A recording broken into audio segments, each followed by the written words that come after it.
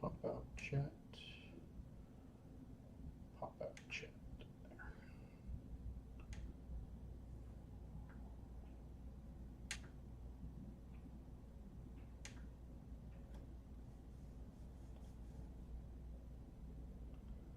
Okay, I think this might be working.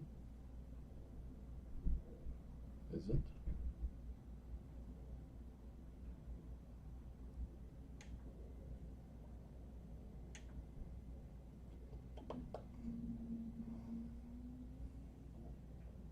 Seems to be. Alrighty. There. Okay. I think I need to position my little work horse thingy in a different spot. Let's see. We'll do there. I think just right here.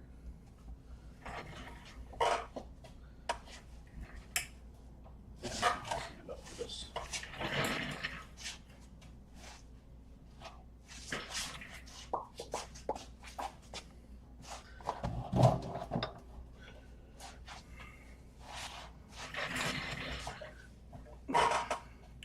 That's too far this way. Let's see here.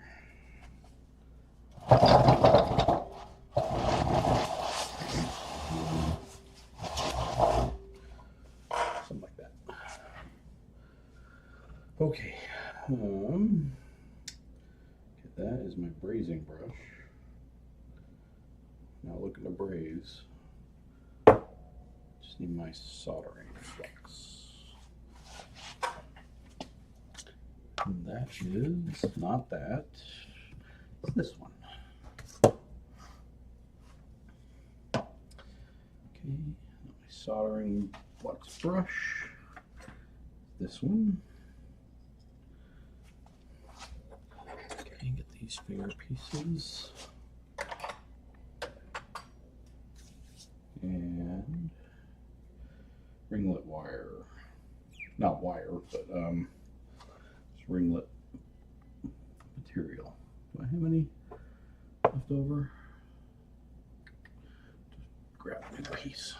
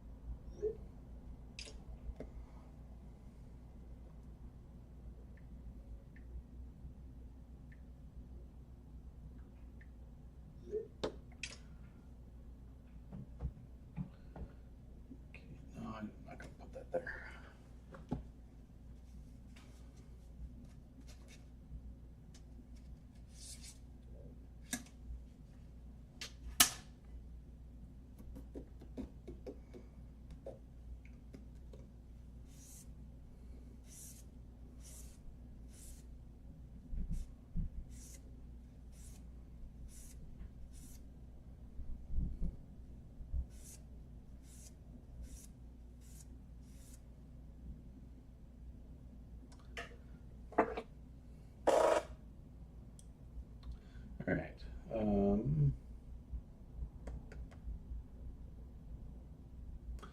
Actually, I should do some of the solder spills first. So let's do that first.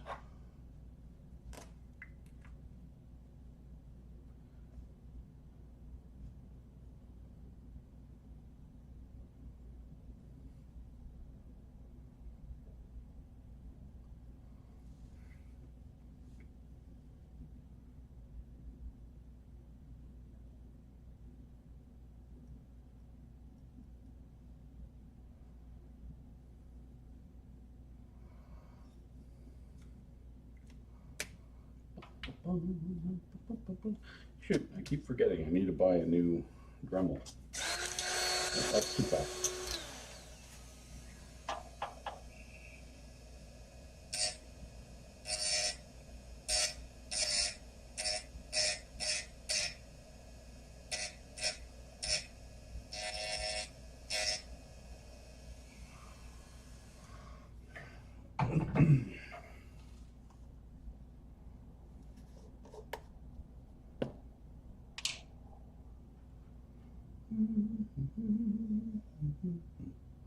Let's see, what should I use?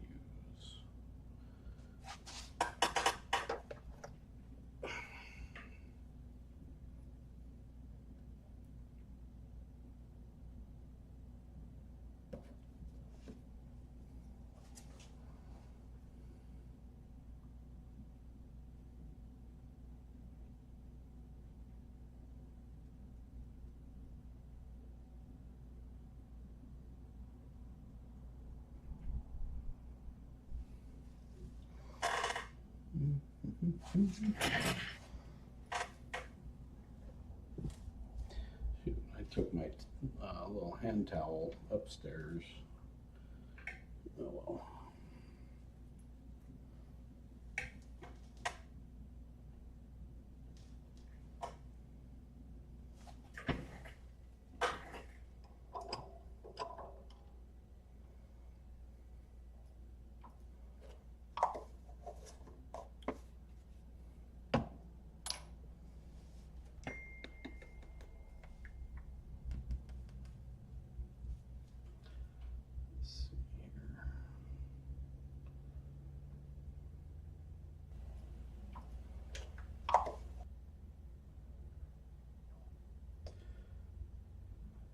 Chat window that I had open is not the correct chat window for this stream.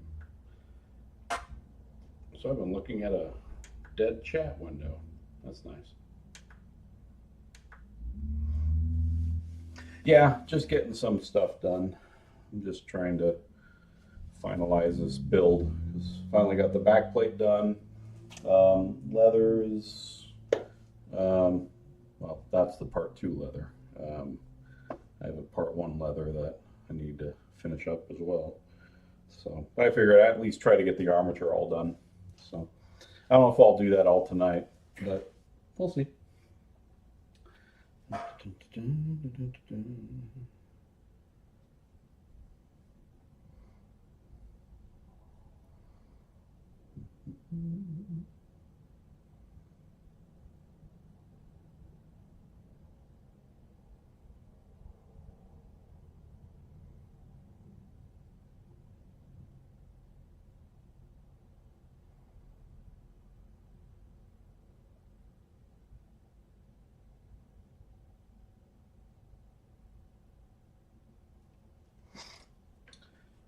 Okay, and my solder, it's up there, of course. Okay.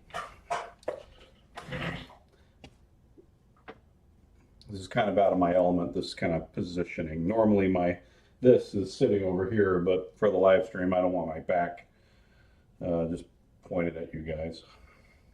It's not my best angle. Well, neither is this. But, well, maybe my back to you would be my best angle. That way you can see this. Self-degradation. Anyway.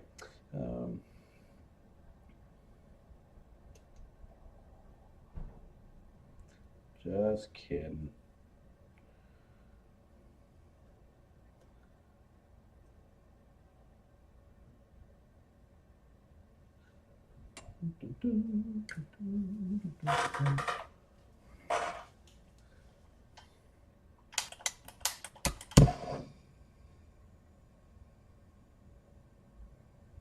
Actually,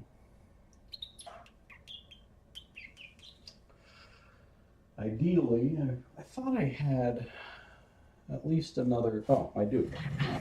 Wait, where's my other hand towel? Right here. I know I had 2 of them.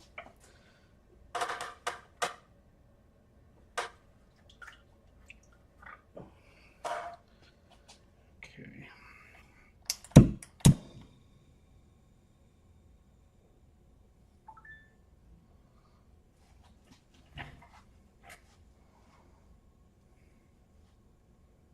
think I need reading glasses at some point because, like, it's not in focus right here.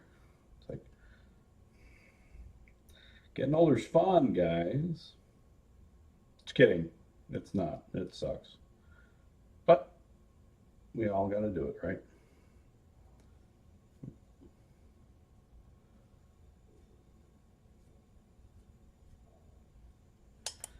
There.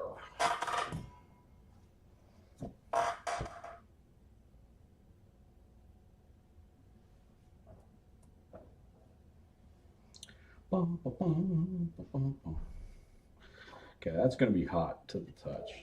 I know you're not going to understand this, but that's going to be hot. Anyway. Yeah, not that side down. There. Okay, now there is a solder spill on the ring or the middle finger.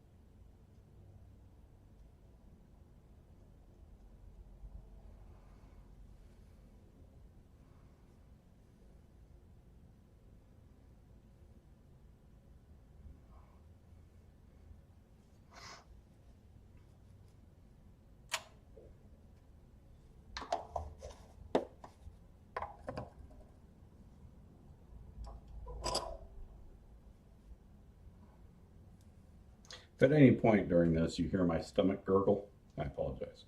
I just ate. So, late night dinner. I was lazy. I just did pizza. Shame on me. But my fridge is broken right now. Getting a new one in the morning. I just feel like, so I've got just like crap strewn everywhere. It's amazing how not having a fridge kind of, throws your kitchen into chaos. I'm just like, I don't want to cook anything. Could have gone to Subway. That's a healthier option. Yeah, it was one of those spur of the moment things. Just screw it. Something quick and easy.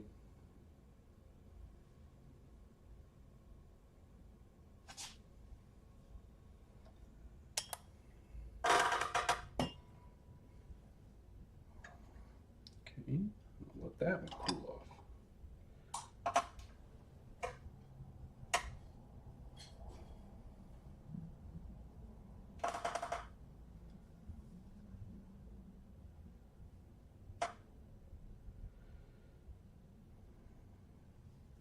Kind of irked by something right now. I think I may have had a little bit of flux on my hand somewhere, and it looks like I may have touched. Don't tell me I'm gonna have to re-weather this thing. I'll see what I can do. Thankfully, it's a part one, so I can make it look more crude. So if I have to fiddle with it, I'll see what I can do. But of course, that had to happen. Make sure your hands are clean, kids, before you touch the metal. Gosh. All right. Ringlets. How is this index finger feeling? Okay, that's fine. Okay.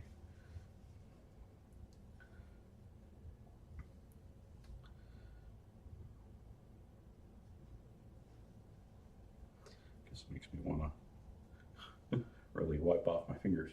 Trevor, what's up?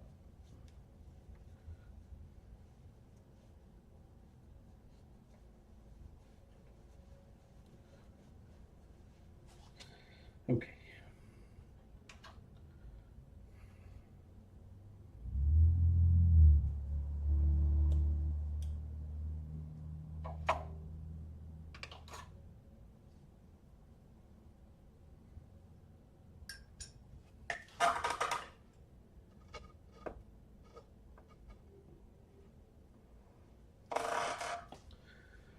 Okay.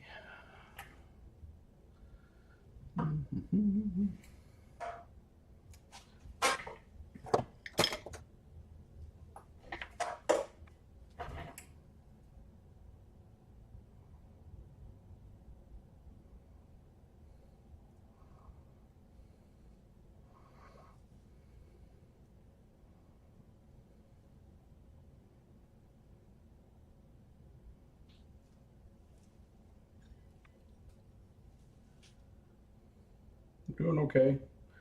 You know, just work, as always.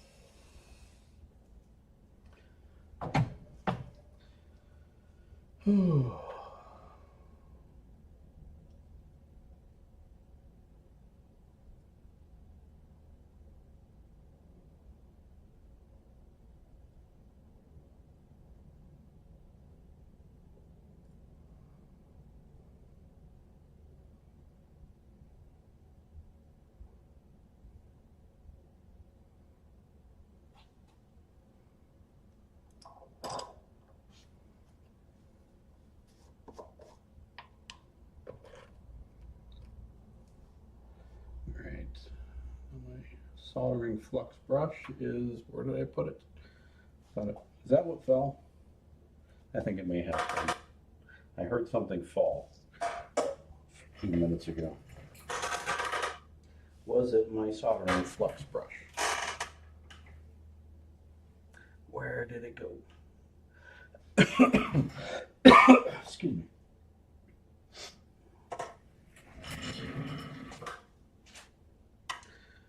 I think, because I know I grabbed it and I put it over here. Oh, it didn't fall on the ground, it just fell down here. Like, I know I had it.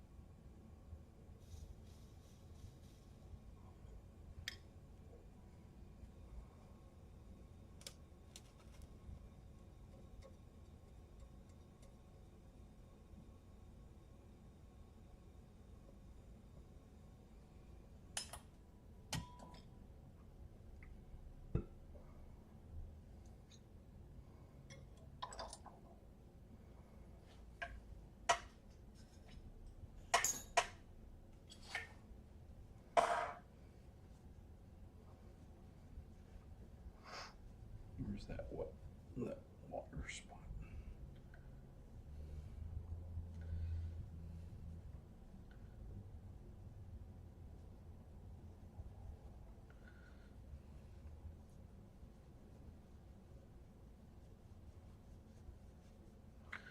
I got to try to figure out how to blend in this little spot that got flux on it. So now there's like this tiny little speck of clean copper. I mean, it's really tiny, but it's bugging the snot out of me. So let's try to get some coloring in there and maybe blend that in.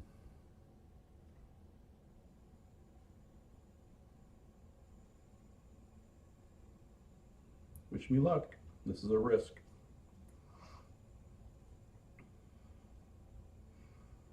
I don't want to have to sand this piece down and start over.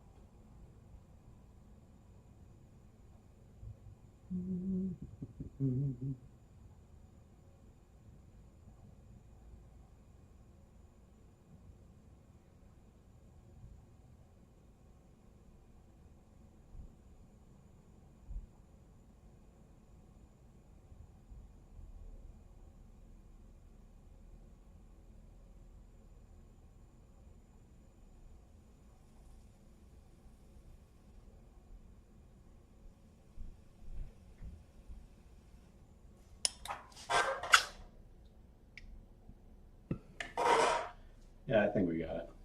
I think we're okay.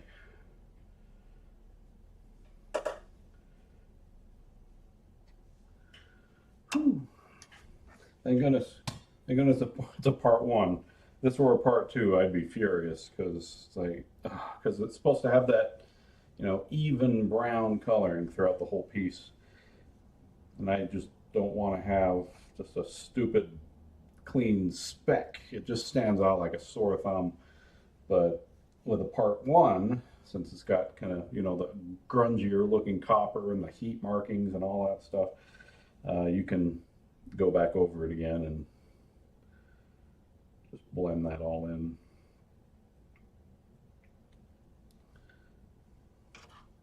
So thank goodness for that. I don't want to have to start over on a new piece, especially at this late in the game. Like I told him, I'm going to have your glove done this week. So I'm trying to deliver on that. Okay, that was way off.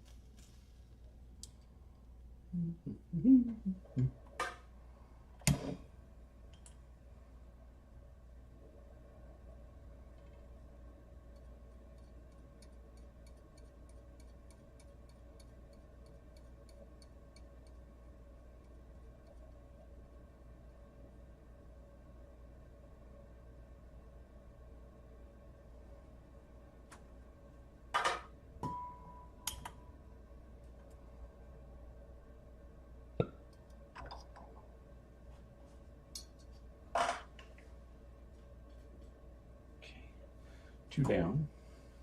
Yay. Okay.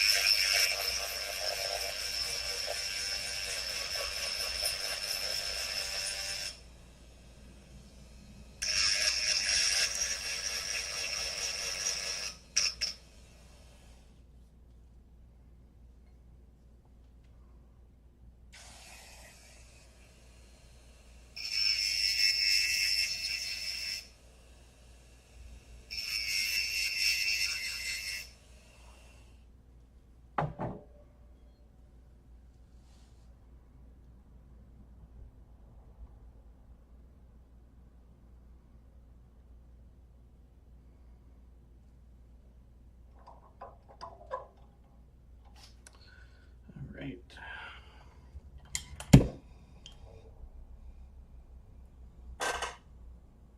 Moving right along.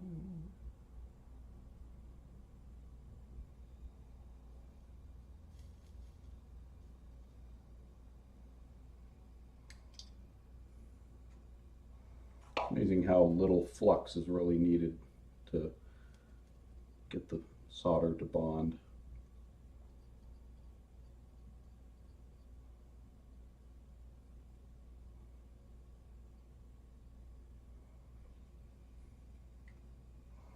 Because it spreads, so it doesn't take a lot.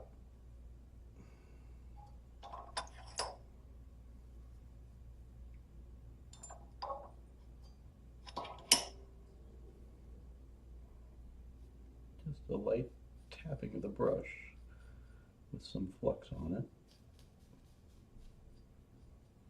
Just that, that's all it needs. So this container of flux lasts me a long time.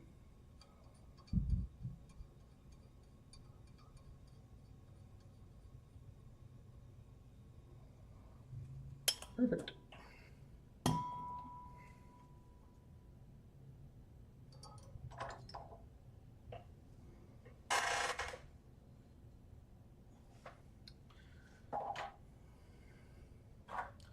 Okay, I want to do the heat markings on this finger piece again, because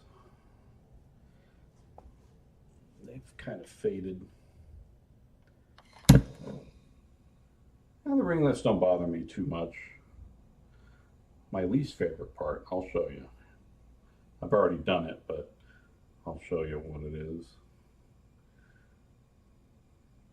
It's probably the thing that makes me the most frustrated lately.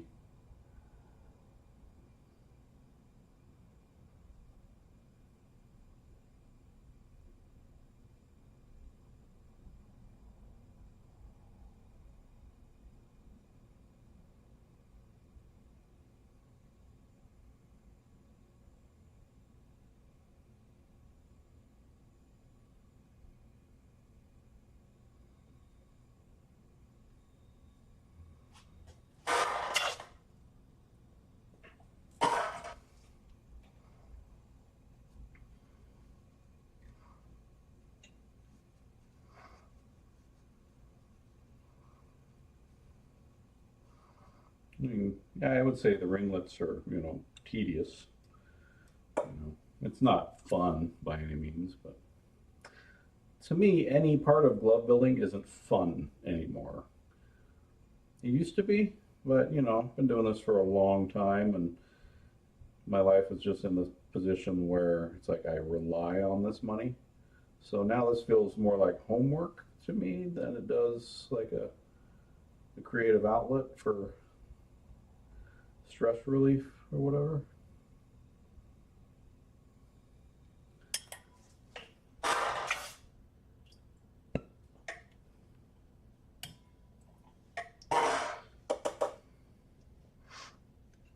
It used to be that. It used to be, I first started it because I needed extra money. And then it got to the point where it just became gravy money in my budget. But over the course of years, I began to rely on it and depend on it.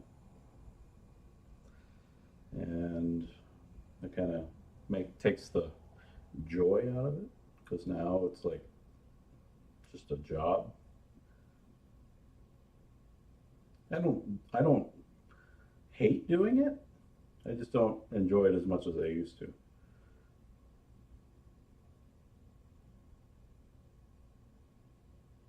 Which sucks because I miss that.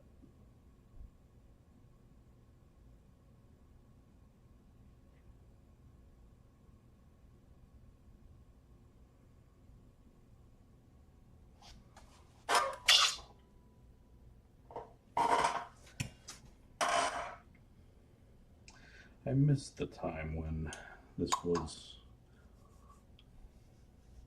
thoroughly enjoyable. So, but now it's just one of those things I gotta do in order to pay my bills. And I don't like that because I want this to just be gravy. I want this just to be, it's like, I need some little extra play money. That's what I want this to be. But I'm heavily in debt right now. And yeah, feels like it's going to be that way eternally. Because as I get older,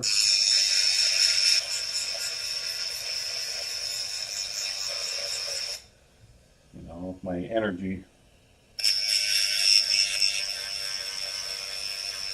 isn't what it used to be.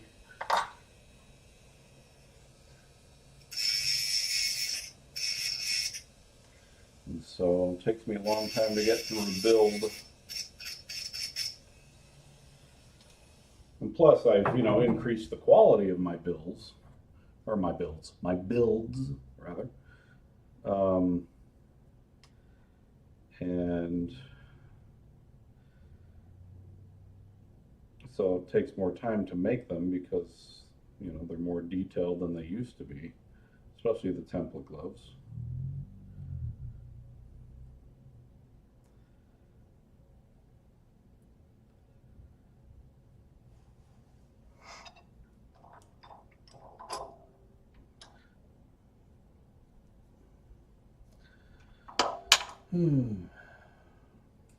I used to be able to just burn through builds. But yeah, not so much anymore. I'm a slowpoke.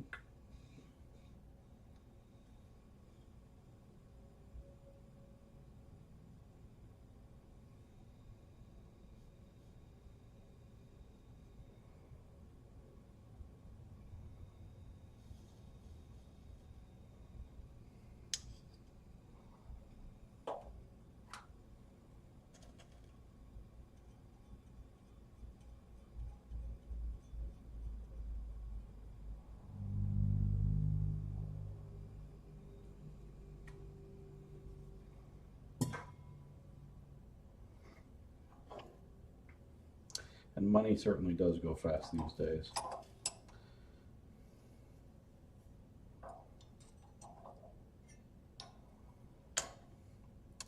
That is not a joke.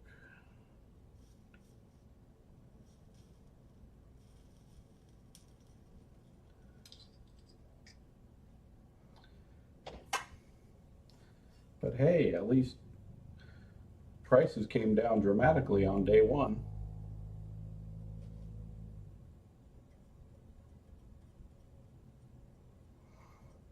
Anyway, enough of that. Don't get me started.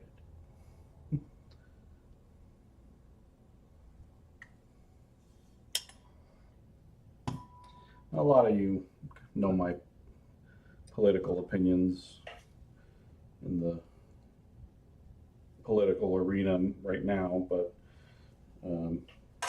you're going to see a lot less of that.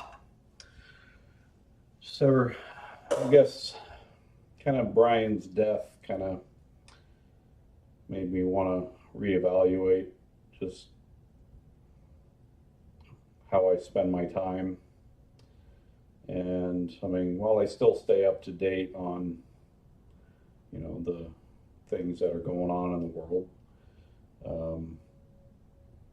you know, you're not going to sway anyone's opinions by posting stuff on Facebook.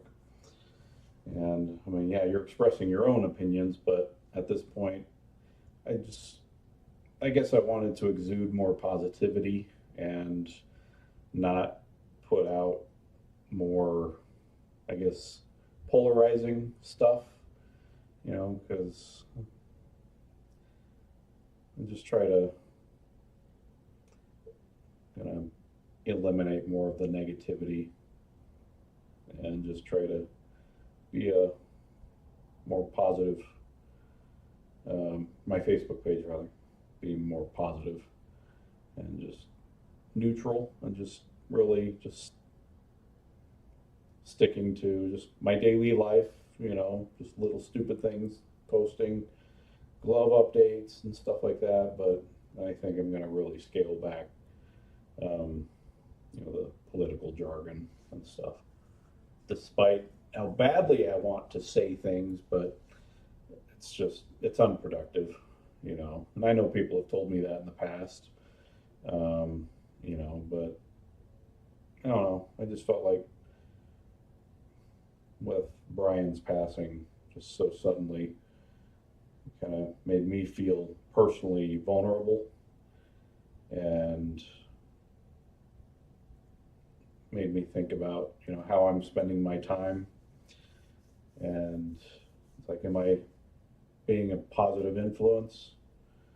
Or am I just kind of, I guess, venting? And I mean, not that my gloves are necessarily a positive influence, because it's like, hey, I build child murdering weapons as a hobby. But no, it's just, with the political environment being so polarizing and, you know, and pitting one person against the other, it's just this never-ending boxing match. And, you know, and just made me feel like I don't know how much time I have left, because heck, Brian didn't expect to just suddenly leave this world, and we didn't expect him to suddenly just go as well. And so you never know how much time you have, guys. So choose wisely how you spend it. So yeah. All right. Let's do the stupid solder spills on the ring finger, which I hate. I hate doing these things. These are tedious. Oh, I was going to mention, like, what's my least favorite thing to do? It is now the template glove Part 1 backplate. I was having difficulty getting one made, but yeah, here's one here. Finally got a good one. So, but took several tries. So, but yeah, it takes so long. I mean, this takes like 2.5 hours to do, and ugh. But when it works right, it's like, yes, looks good. I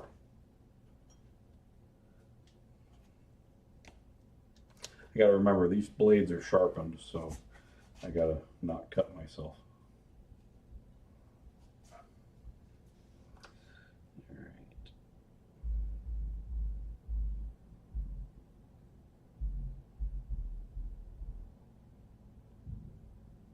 Come on, marker.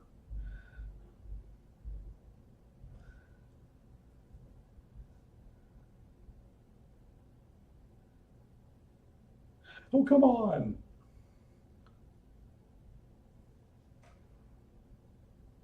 There we go.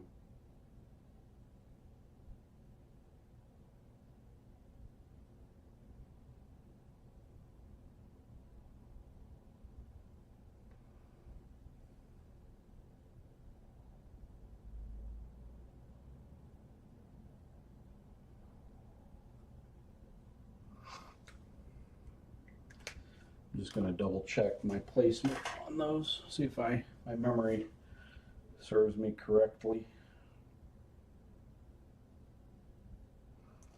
You'd think I have it memorized, but I still always refer back to my pictures because I've had, situations where it's like my memory, um, it's like I think I know something, but then I go back and revisit it and be like, nope.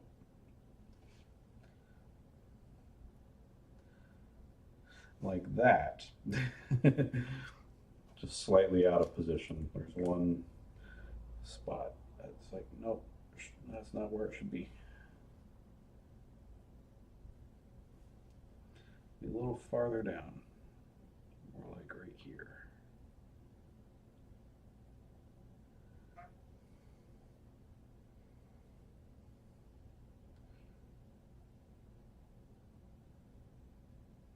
Yeah, that's better.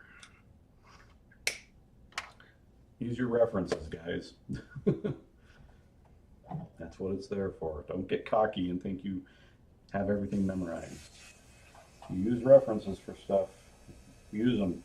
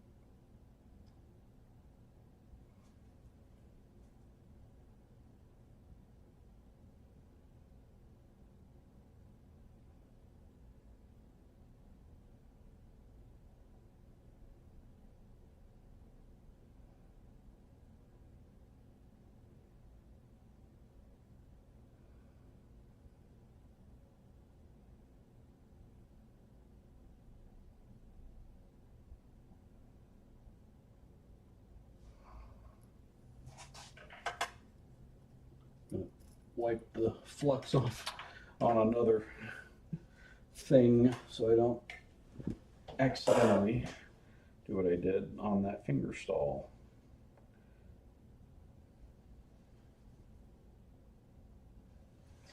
Okay.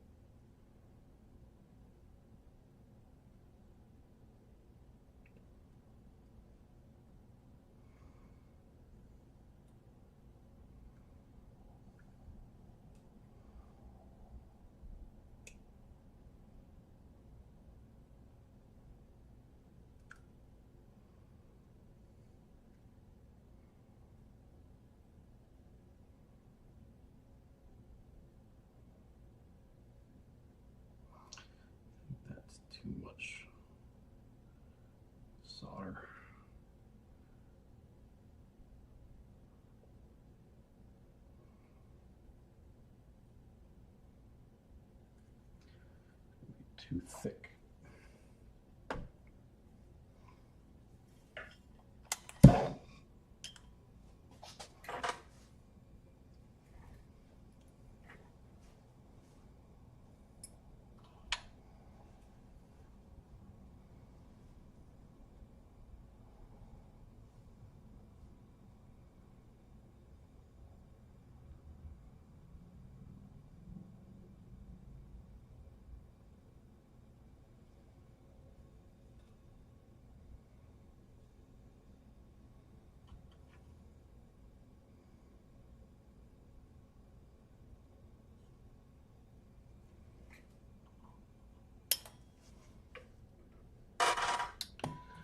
Groovy.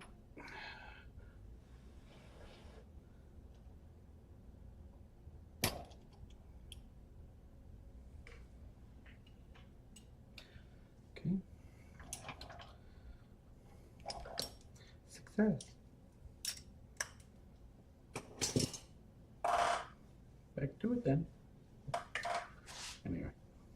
All right. Ringlets. All right. Let's do an index ringlet.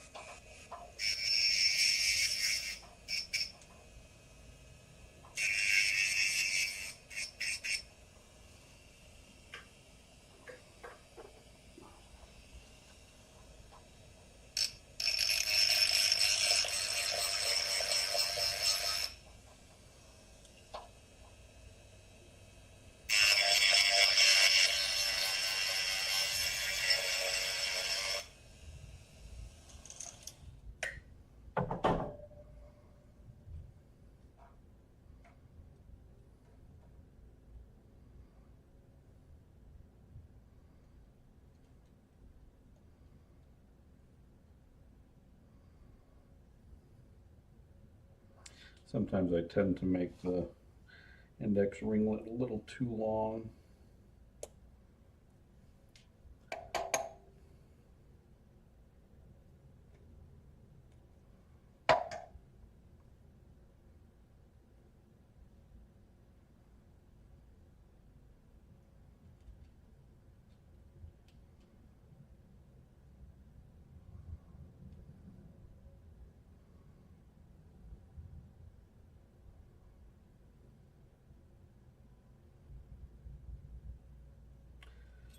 I think it's a little too skinny, so I'm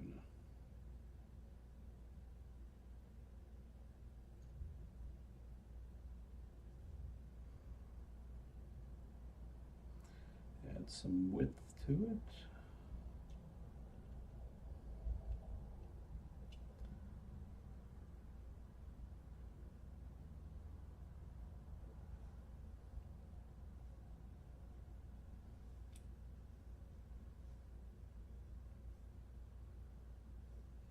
Looks better.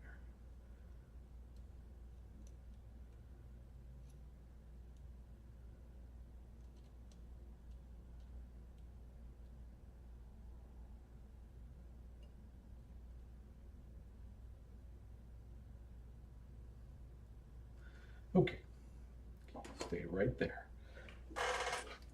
Sometimes these ringlets just kind of pop out. If you're kind of using tension to, at least I am, to kind of hold it there during the soldering process.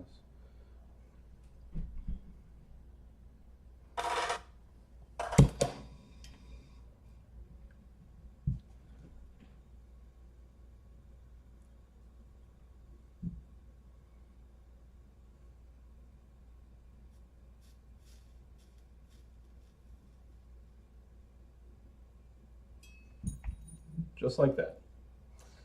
It just popped right out.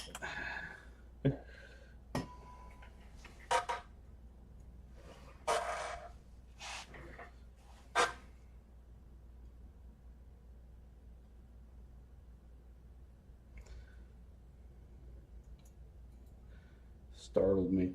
It's just boing. It just springboarded out of there. It was like, no.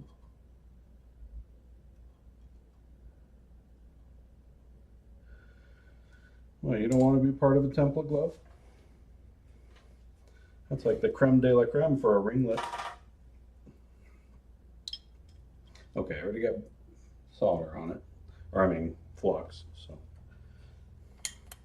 Let's try that again. Be very gentle.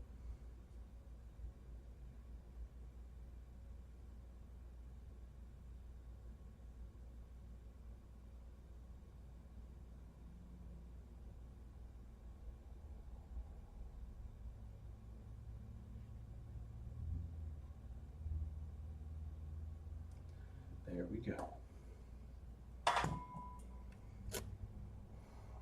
Gently.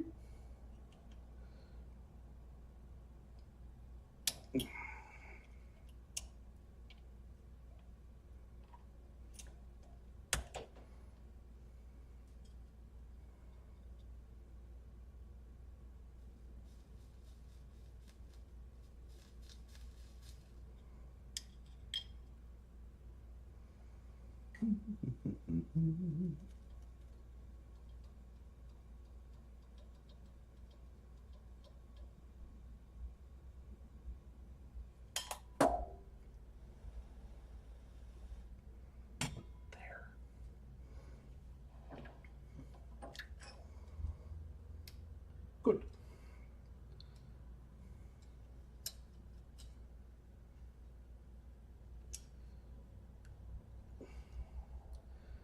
Eh.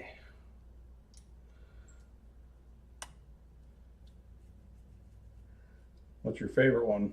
Like, what's your go-to horror soundtrack?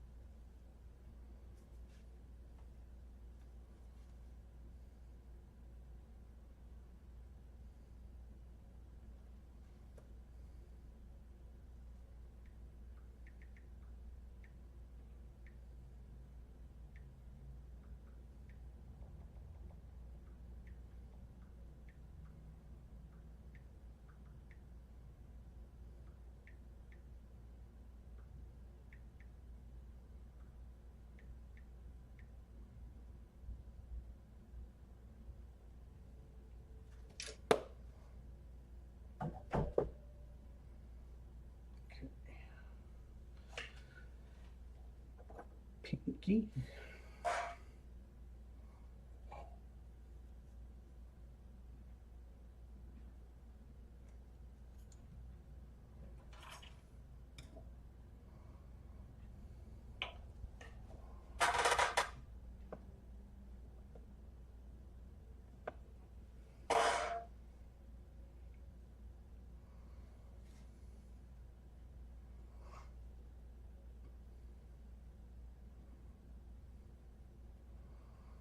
Or I'll ask this as well. What's your favorite horror theme? Like theme music? Like Like, you know, you have Nightmare on Elm Street with the dun, dun, dun, dun, dun, dun. Anyway, what's your favorite recent, any recent movies? I would say since 2010, let's just say that. No, no, let's just say of the 2000s. You know, so we're not going back to old school, but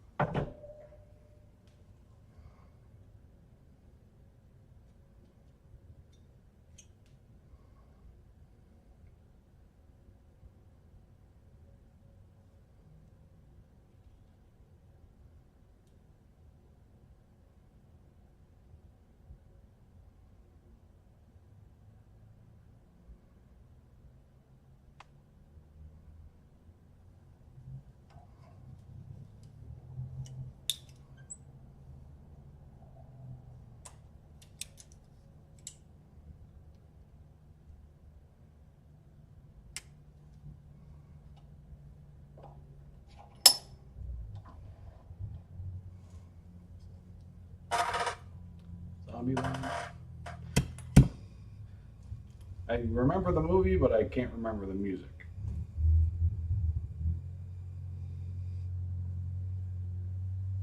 So I guess to me, it wasn't that memorable, music-wise.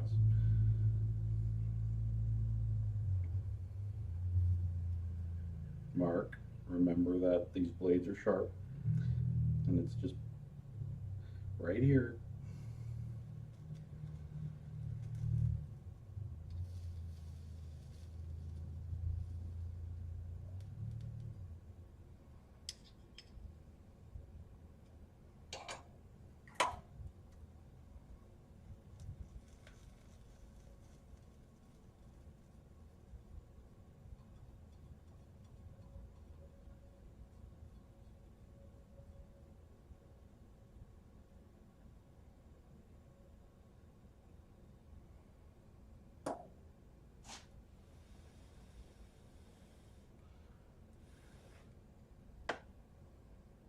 Yeah, it is quite good, especially for being such a low budget. It's like it's got some really memorable music. So it's like all the stars aligned for that movie to be a success.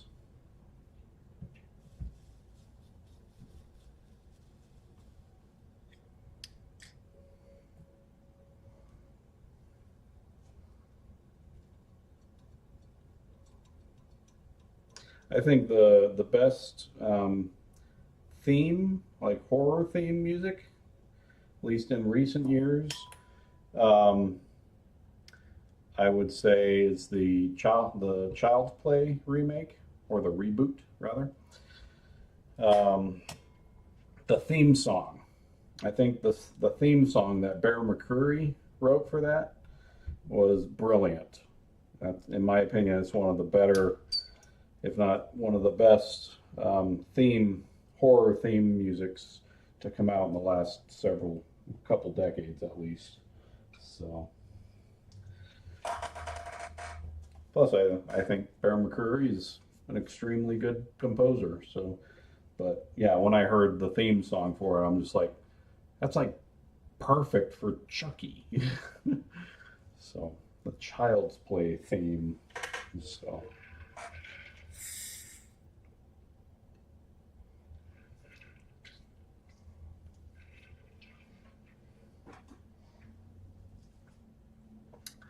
All right.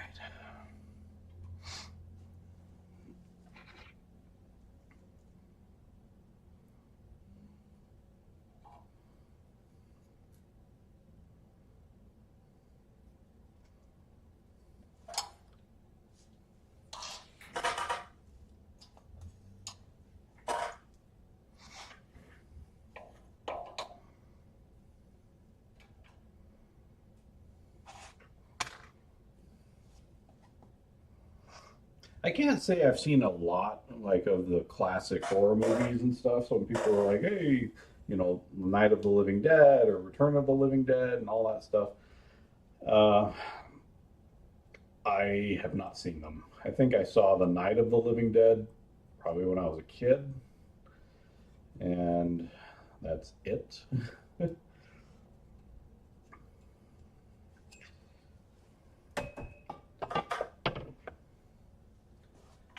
But yeah, it's like, you call yourself a horror fan? It's like, well, I'm a, I love horror, but I'm not a horror buff. It's like I would not win any horror trivia contests.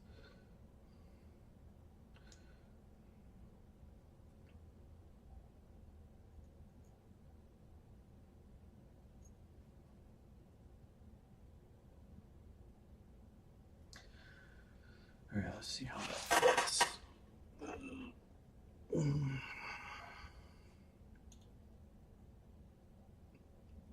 I like it. Now I just have to get it to stay in there. Excuse me.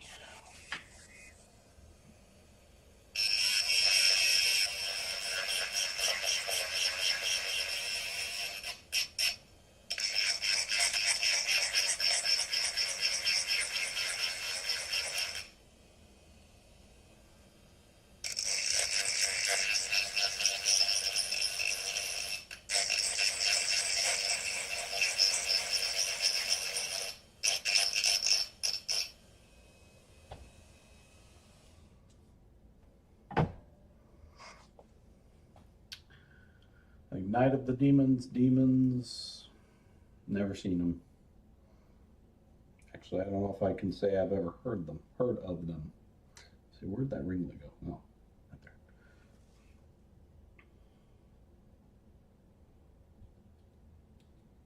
You're probably like,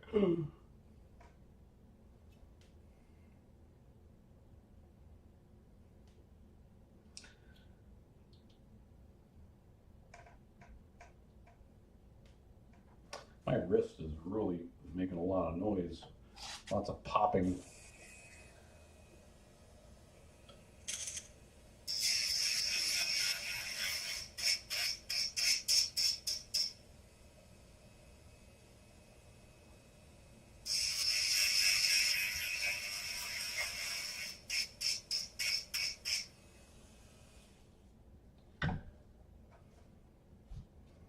See if I can get this ringlet to stay put.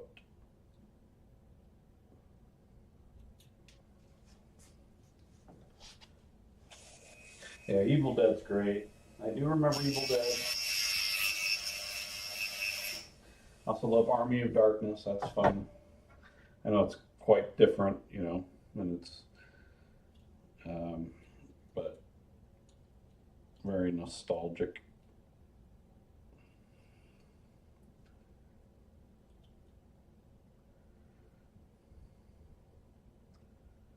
Okay. This.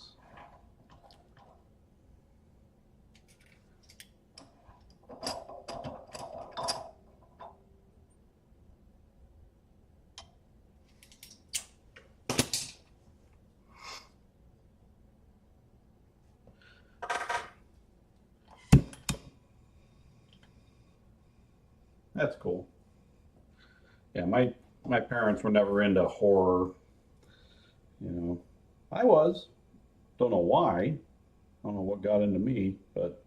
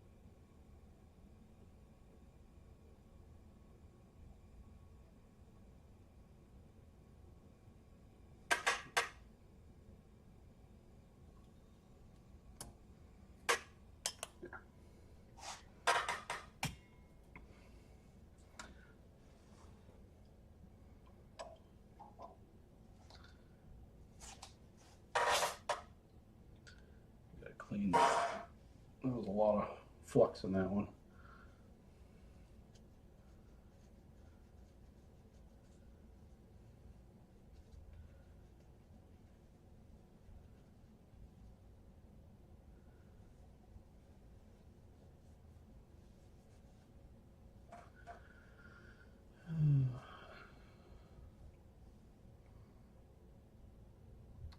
You know, I just realized I didn't do one of the, doggone it, I didn't do one of the solder spills on this middle fingertip.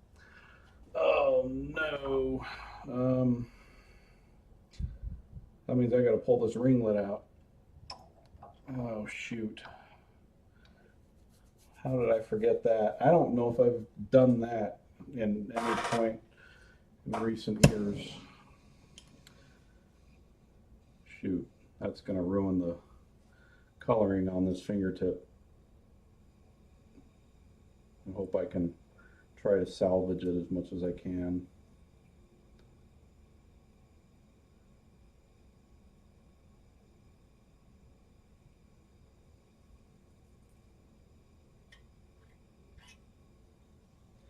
Problem is there's a lot of solder inside this fingertip.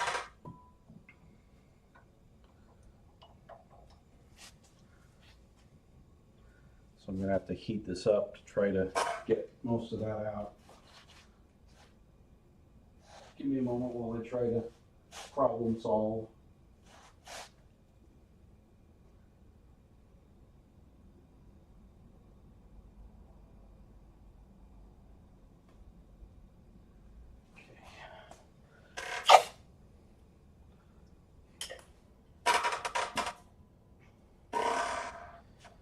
Okay.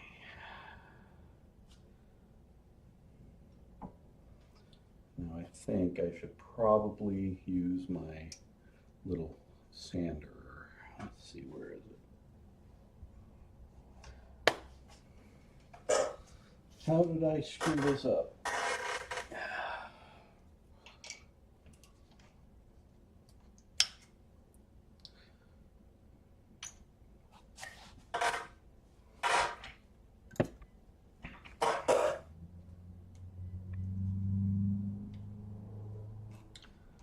See, I still make mistakes.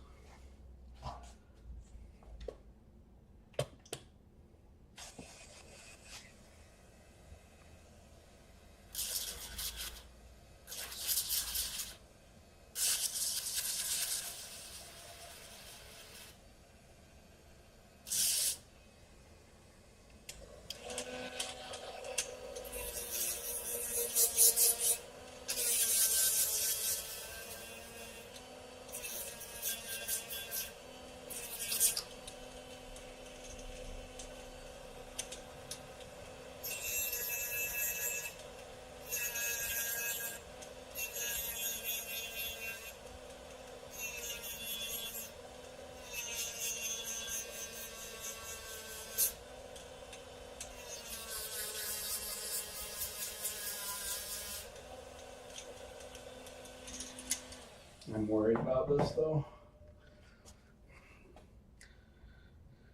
Because I gotta heat this up to the point of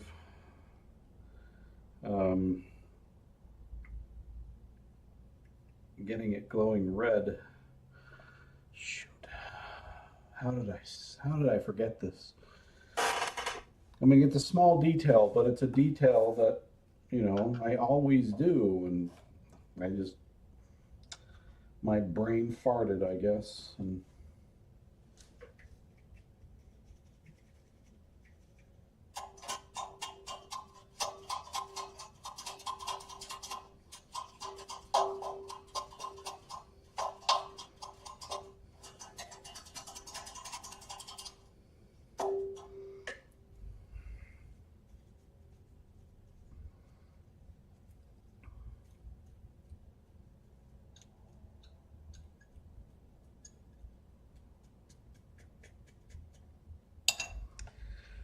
oh shoot.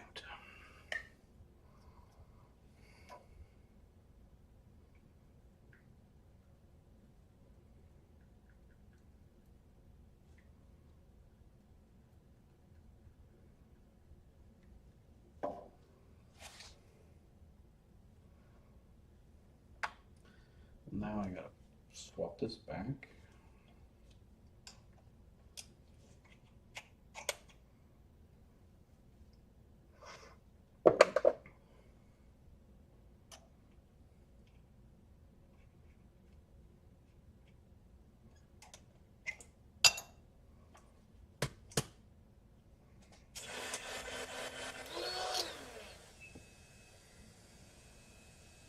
Oh man, I'm so sorry to hear that.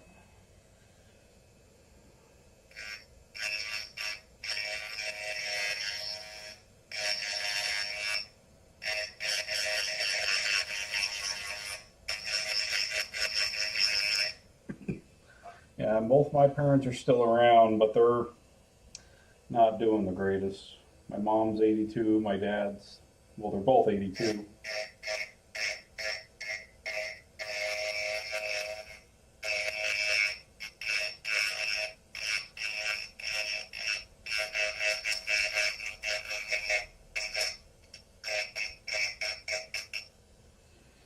But, you know, they're both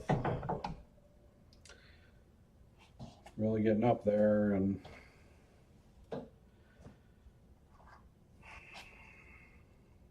yeah. But I'm sorry, man. Fortunately, it's something we all have to experience unless we go before our parents, but that's not ideal. Children are always they're supposed to outlive their parents. I mean, that's just how it's supposed to be, but life isn't fair. It doesn't always work out that way.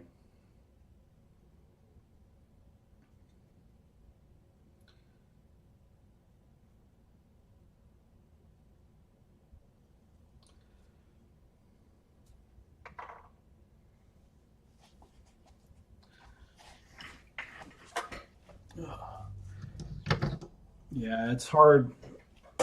It's hard watching your parents age and you see their health decline. You know, you just feel helpless. You're like, I don't know what to do. You know, my dad is super stubborn. He doesn't like to ask or receive help. Um,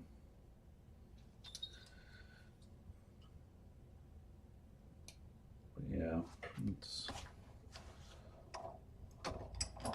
just hard to watch. And eventually it's going to happen to us. You know, none of us get out of this world alive. Every one of us is going to die. And it's just, you know,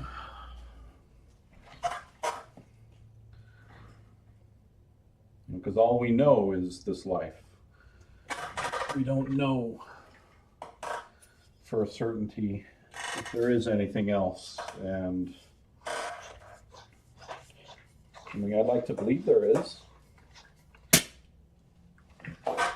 Because, you know, I like existing. You know, granted, I can't say I wasn't happy that I didn't exist before I existed because I wasn't even aware of it. And if that's what death is like, really, death is only hard for the living.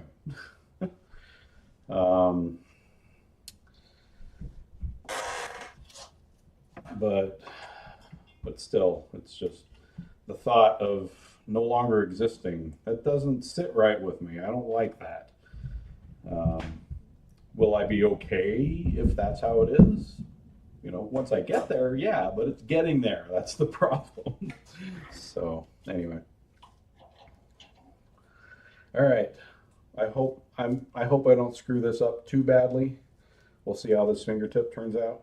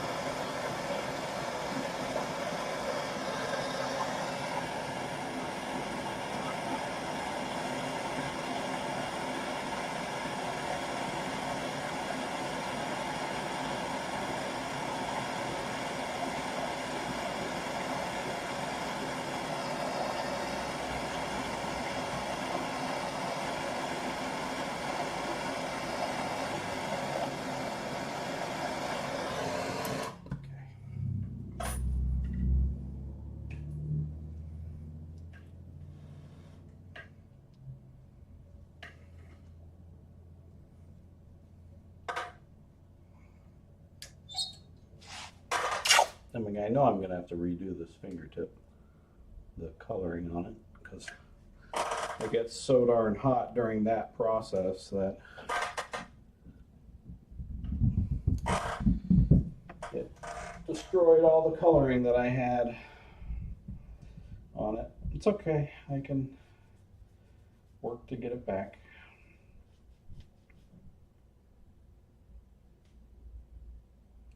My wrist is making lots of popping noises tonight. Doesn't hurt, it's just.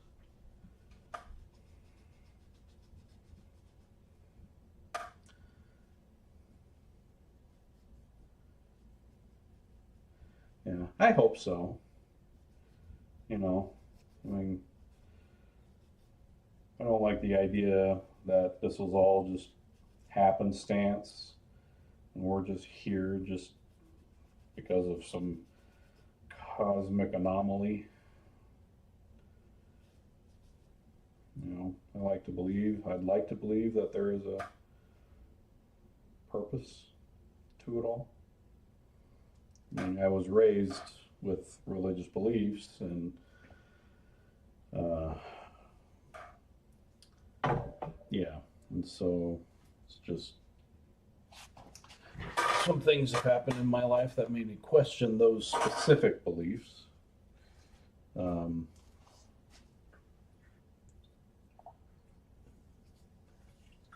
know, yeah, it has made me question whether there is even an existence of a higher power, should we say.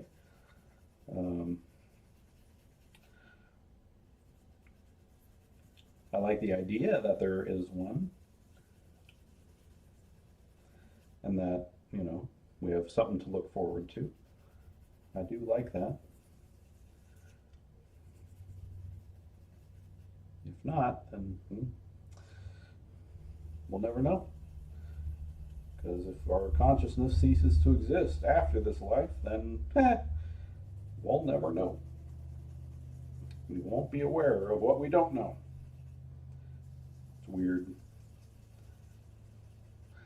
So appreciate life while you can, you know, because if this is all there is, you know, we're the lucky ones. We're the ones who got to experience it. Our numbers were the ones that got drawn.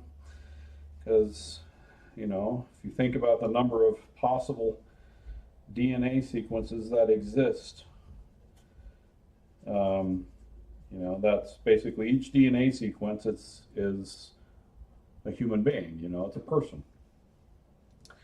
And the possible combinations or the possible number of people that could ever exist far outweighs the number of people that will ever exist. And so the fact that we are the ones who got to exist, we're the lucky ones. So whether or not you believe in a higher power, it's still miraculous that we're here. All right, let's see if I can fix this again. Oh, this is supposed to be the, I'm supposed to use this.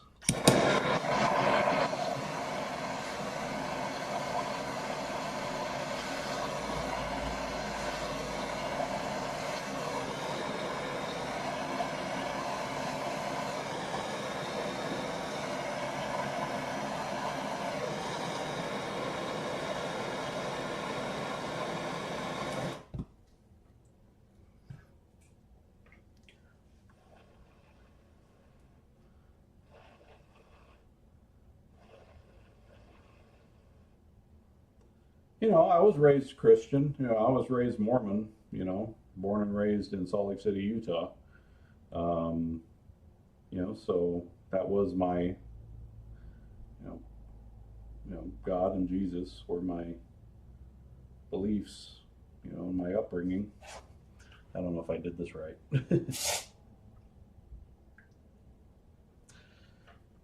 I gotta do that again.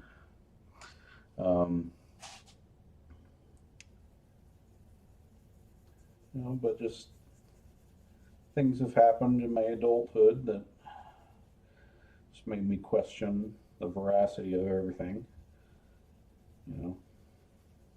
So I guess I would label myself as agnostic right now, if I were to put a label on myself. You know, I don't judge others for believing, you know. It's like my wife still believes, even if I don't. Or I can't say I don't believe, it's just, I just don't know. I don't know what to believe. I guess that's the best way I could put it. So, I mean, I wish I knew, you know, I wish I had a belief system that I had confidence in, but, you know, that's something that kind of slowly left from my life.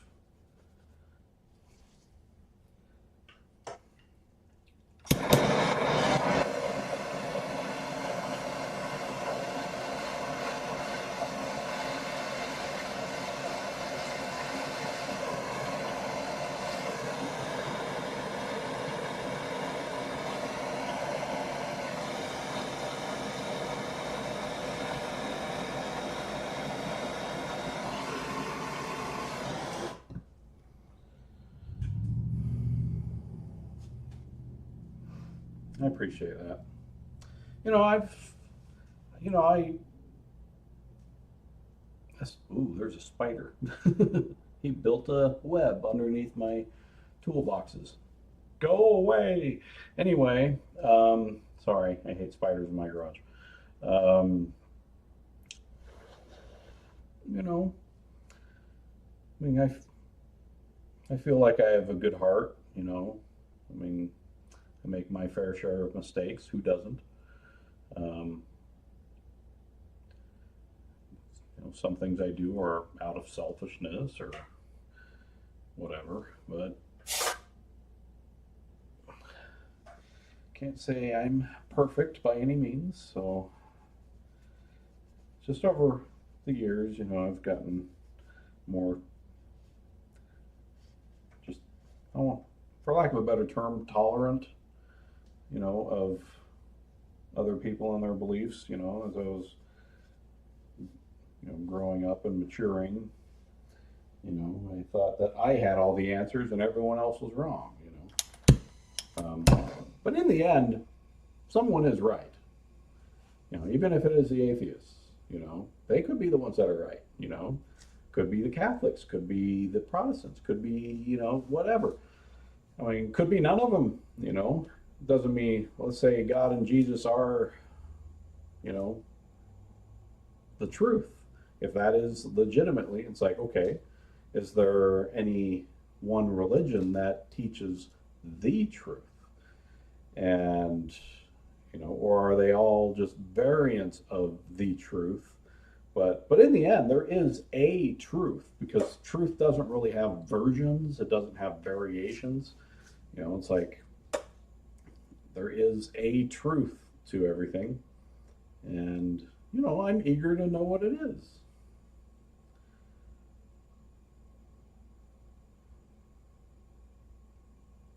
So, yeah. So I hope there's more, because I have some questions.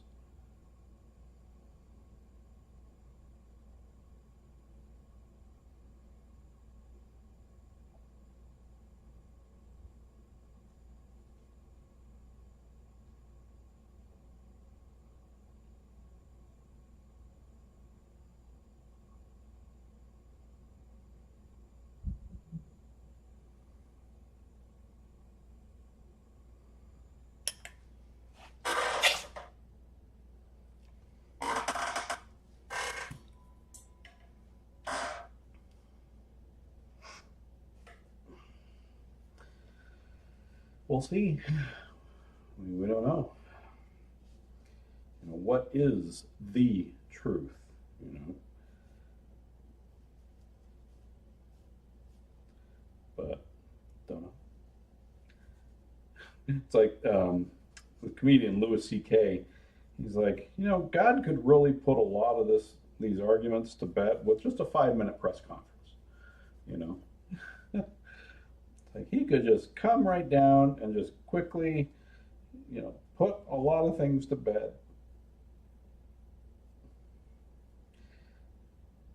And stop all this stupid infighting amongst the human race. Okay. Alrighty, I think I'm back to square one. Okay, that was a detour I didn't think I wanted, or I didn't think I needed, but yeah, here we are anyway. Okay, let's try.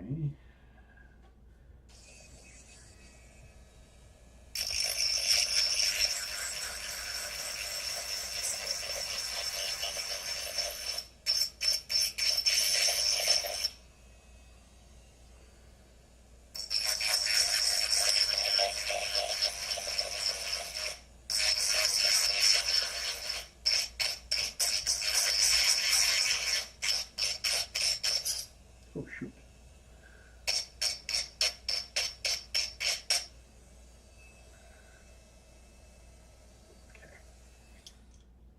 Okay. It's like, why doesn't God just... It's like, doesn't he want us to know what the truth is? Why leave us all in the dark? Is that the trial of our faith? But there are great people in all religions, and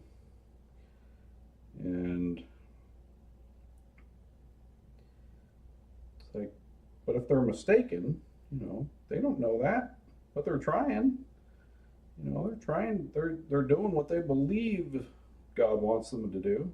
But if they're mistaken, I'm sure God's gonna judge accordingly with understanding. At least I hope so. Unless he's super jerky, It's like you're mean.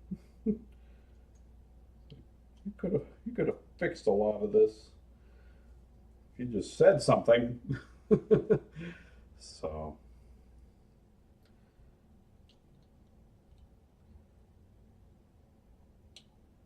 all you had to say is, these people? No.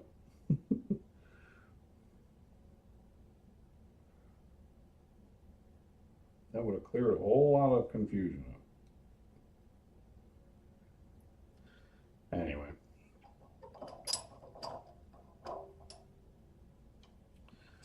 We're all along for the ride.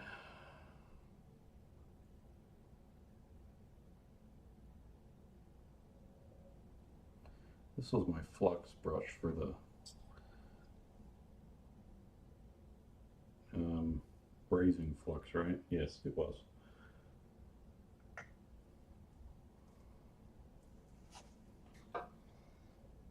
Okay.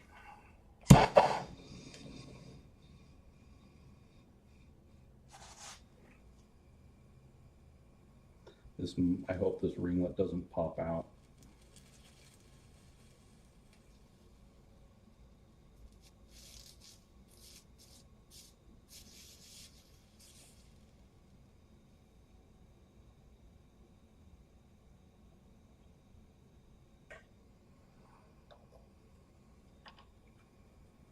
Because once the solder on it softens, it might lose grip. Kind of like that.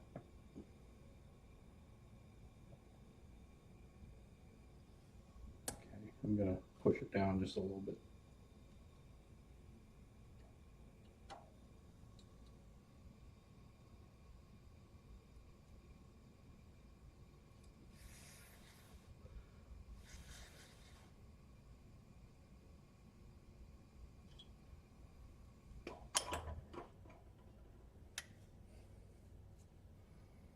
Oh yeah, I mean, like I said, I was raised religious, and so the seeds are there. I even, I served a Mormon mission for 2 years. I went to Argentina, so those Mormon missionaries you see walking around with the white shirts and name tags, that was me for 2 years. you know, and fantastic period of my life, you know. I mean, I had some amazing experiences, got to know some amazing people, and yeah, some things I'll never forget. Okay, I gotta fix this. Sorry. Um, and I learned Spanish, which I still carry with me to this day. I use it every day in my work, and so it brought a lot of good things to my life, you know. But just some personal things happened in my life that made me question what I put my faith into, that kind of thing.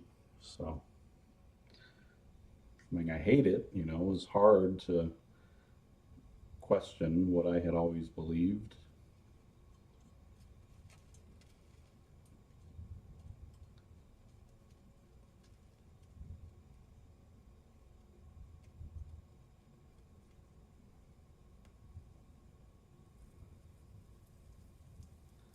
Come on, get in there. There we go.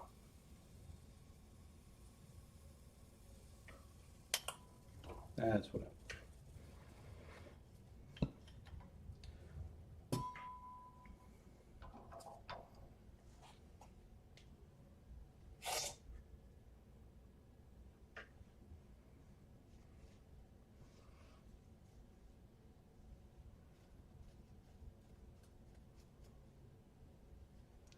you know, the problem is how do we know what the truth is? You know, it's like just seeking it. You know, you can seek it and seek it and seek it forever, but how do you know when you found it? You know, it's like, and if you found it, how will you know it? And if you find it but don't know it and then abandon it, it's like, oh, you just had it.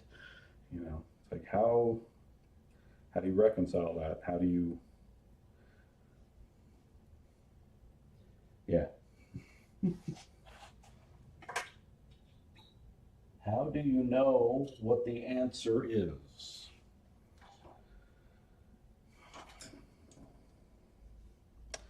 I mean, I know what I used to believe, you know, but I feel like I can't rely on that anymore.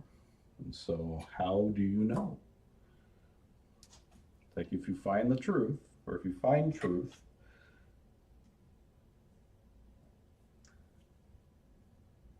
how does God tell you that you have found it?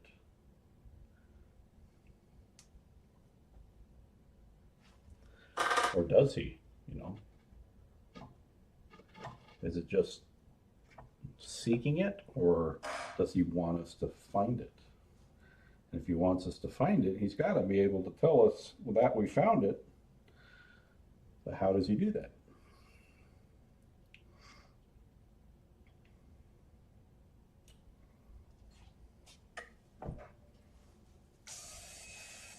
I mean, He doesn't just show up and right in front of you.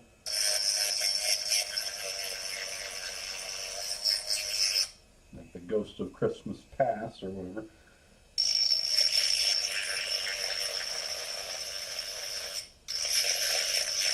If only it were that easy. It's like He just shows up. Yep, that's it. You found it. Well done.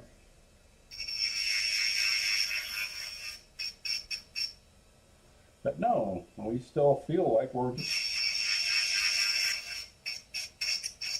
not quite sure. And I understand that's the whole purpose of faith. You know, faith is the belief in things that are not seen. You know, but ultimately the goal should be to not only seek the truth, but find the truth. But how do we know when we found it?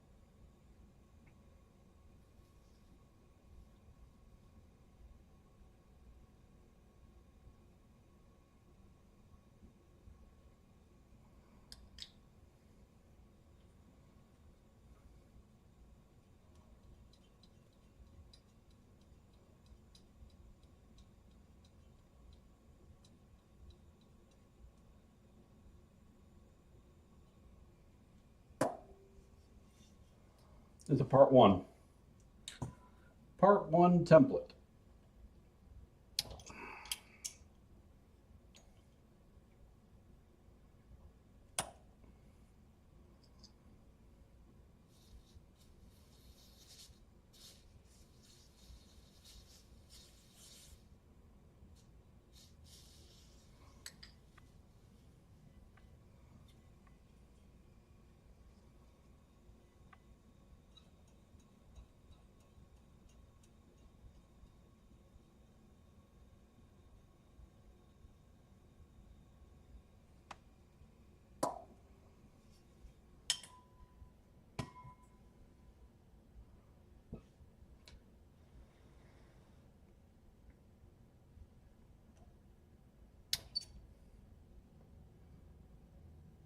They're a lot of work though.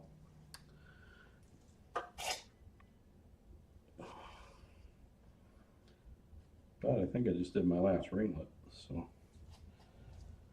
Yep, I got 4 fingertips and 4 stalls, so pretty much it's on to assembly next. So I'm probably gonna have a completed armature by the end of the night.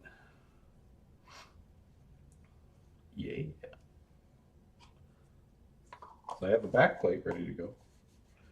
So, yeah. Scoot you over. Okay. Oh, got an itch. Oh. That's how I know there's a God. It feels so good to scratch your back.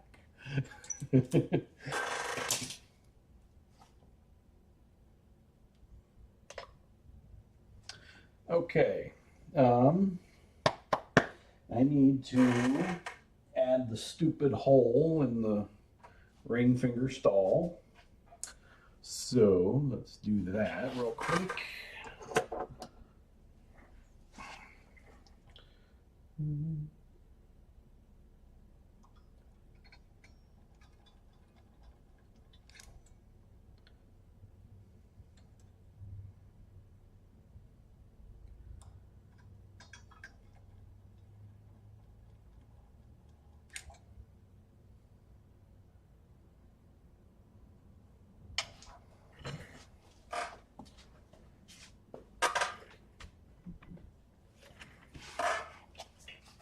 Pull out the big guns.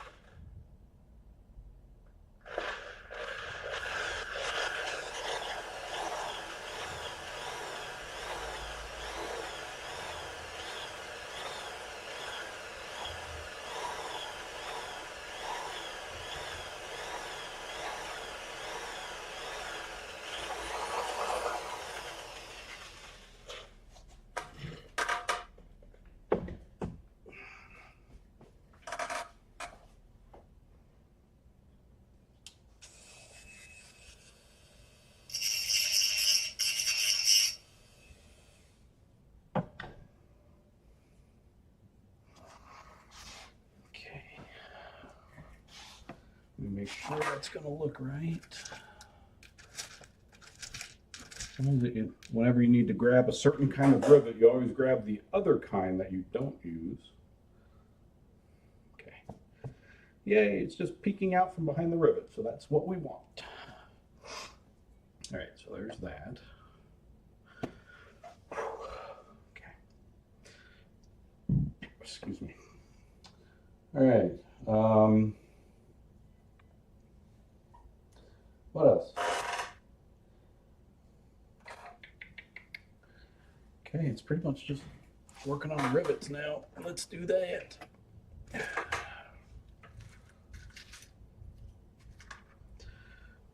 A la basura.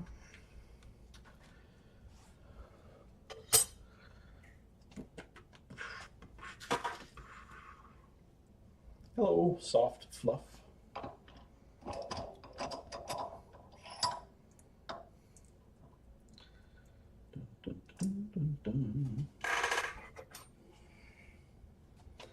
need my mallet, which is over there.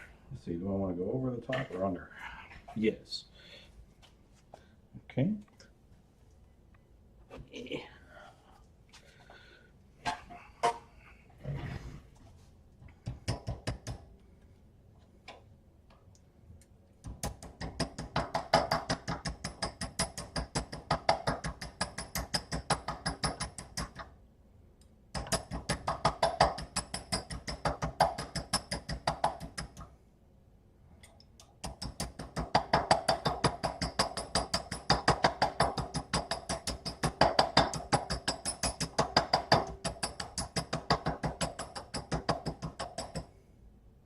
If you're wondering what I'm doing, don't ask. It's a method to my madness.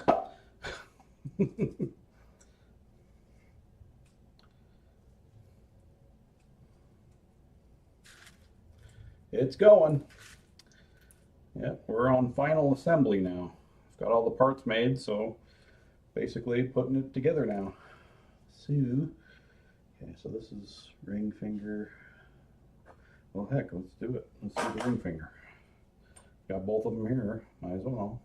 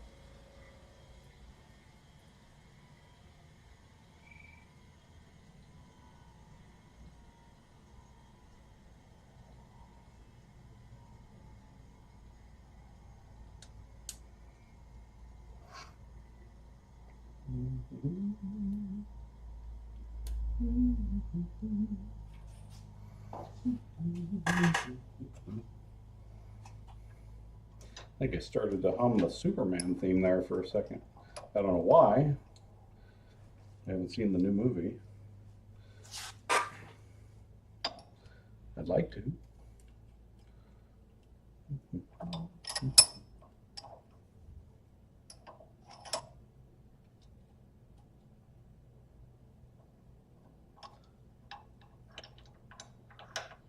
Stop moving.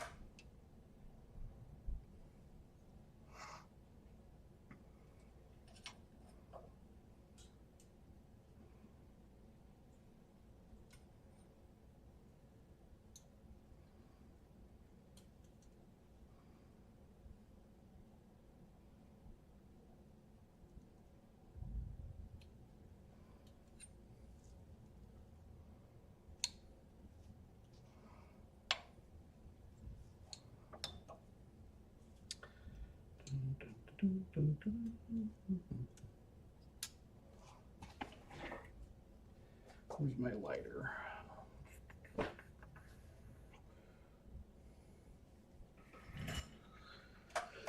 Where did I put it? There it is.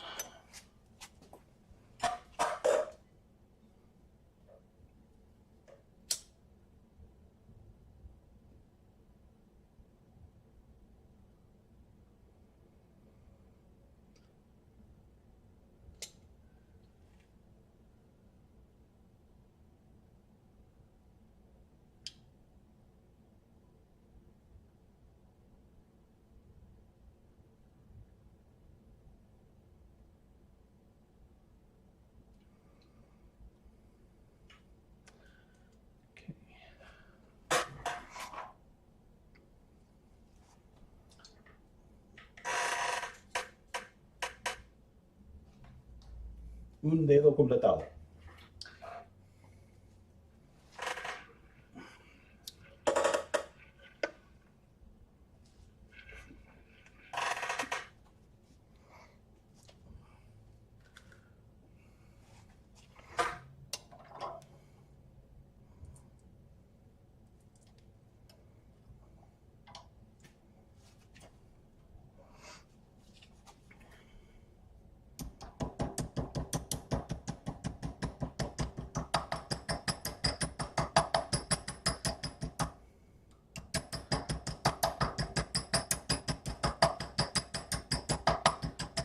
Anybody guess what I'm doing right now?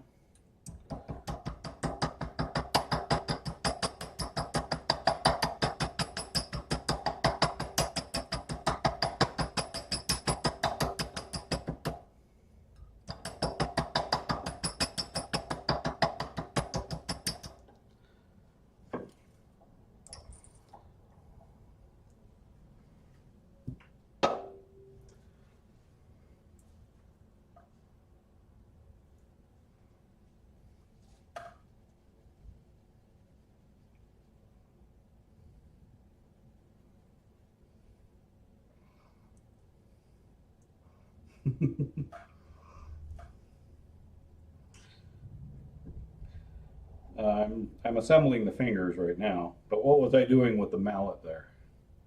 Any guesses?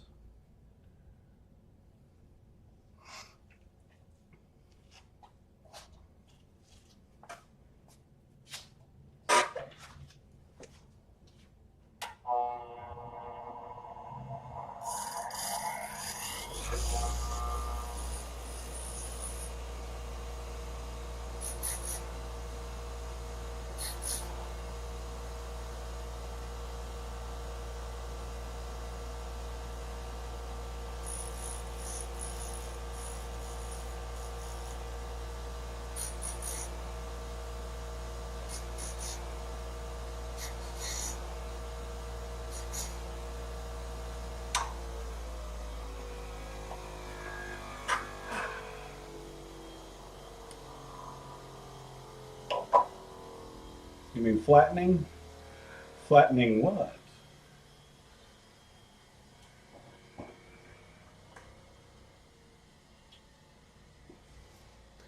What would I possibly be flattening?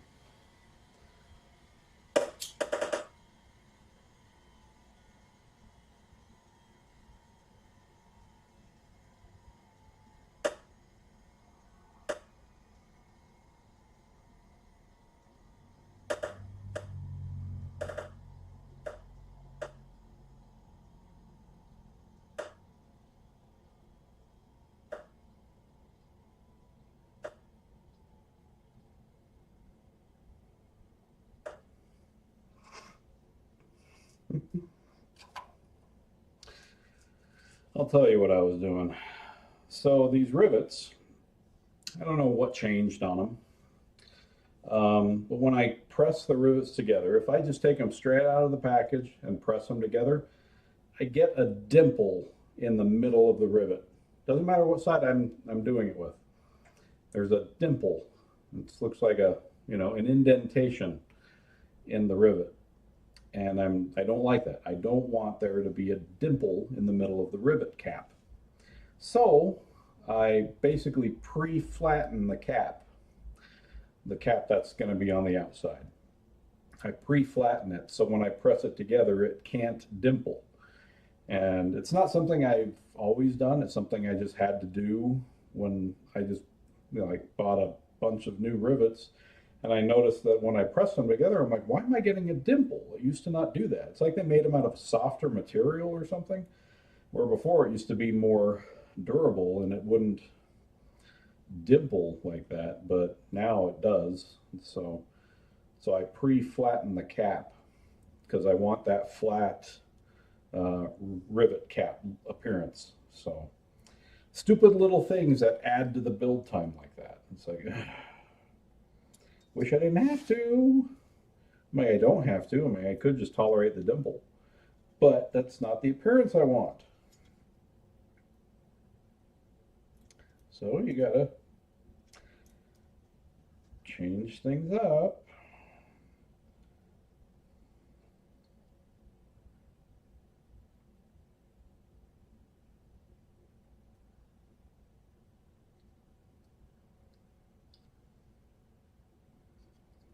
Come on.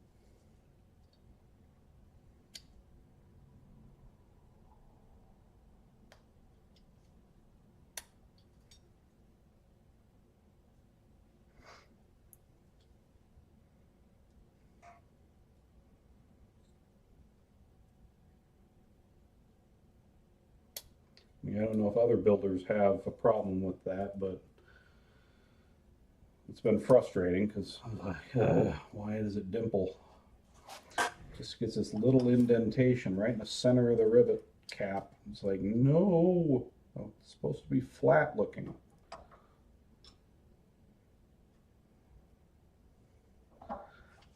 Yeah, it's the stuff we do for accuracy's sake. Oops, gravity works. Ugh, everything's falling now.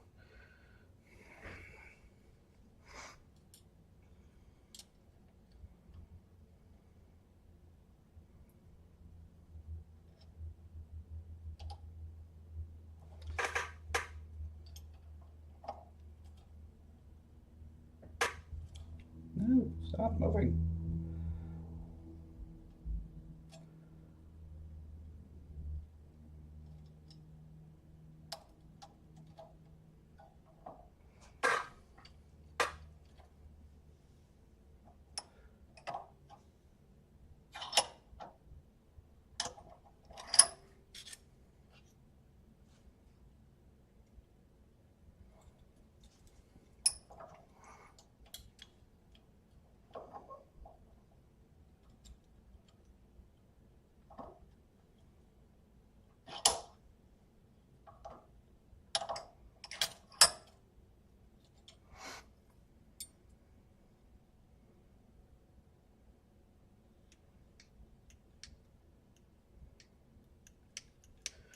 After you set the rivet, then you look for points of friction because you want it to be a smooth movement. It's like, is the metal rubbing somewhere that you don't want it to? And this does feel like it's rubbing somewhere.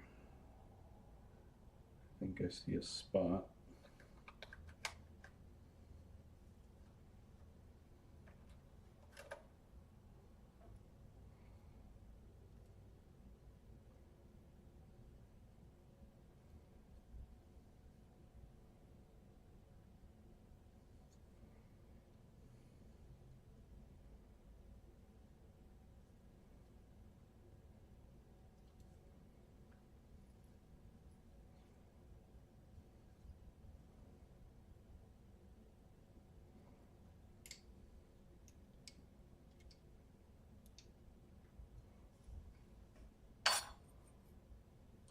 It's been all right.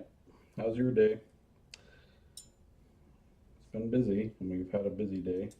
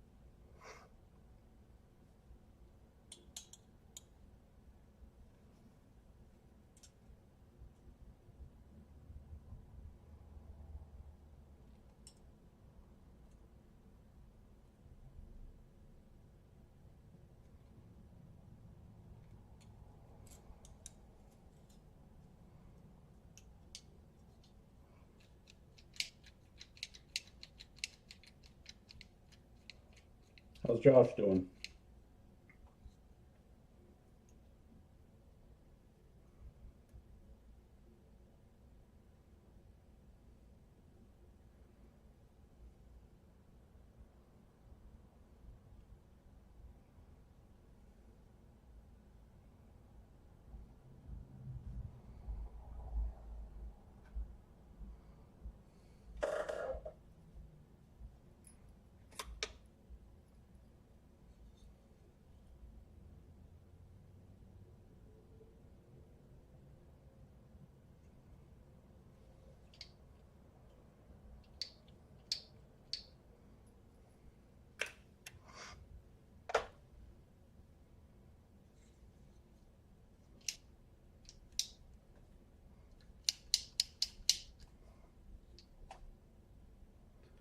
Oh, nice.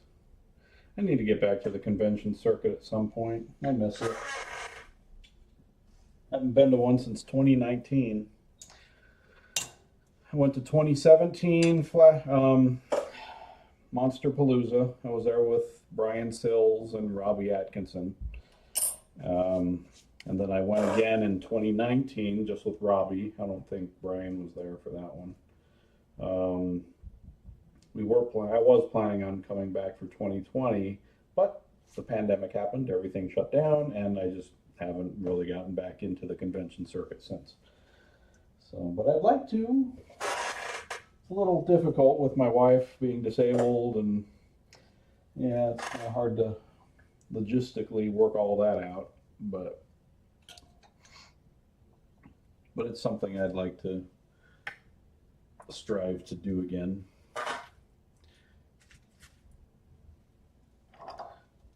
It's just, it's fun to kind of commingle with members of the glove community and the horror community at large.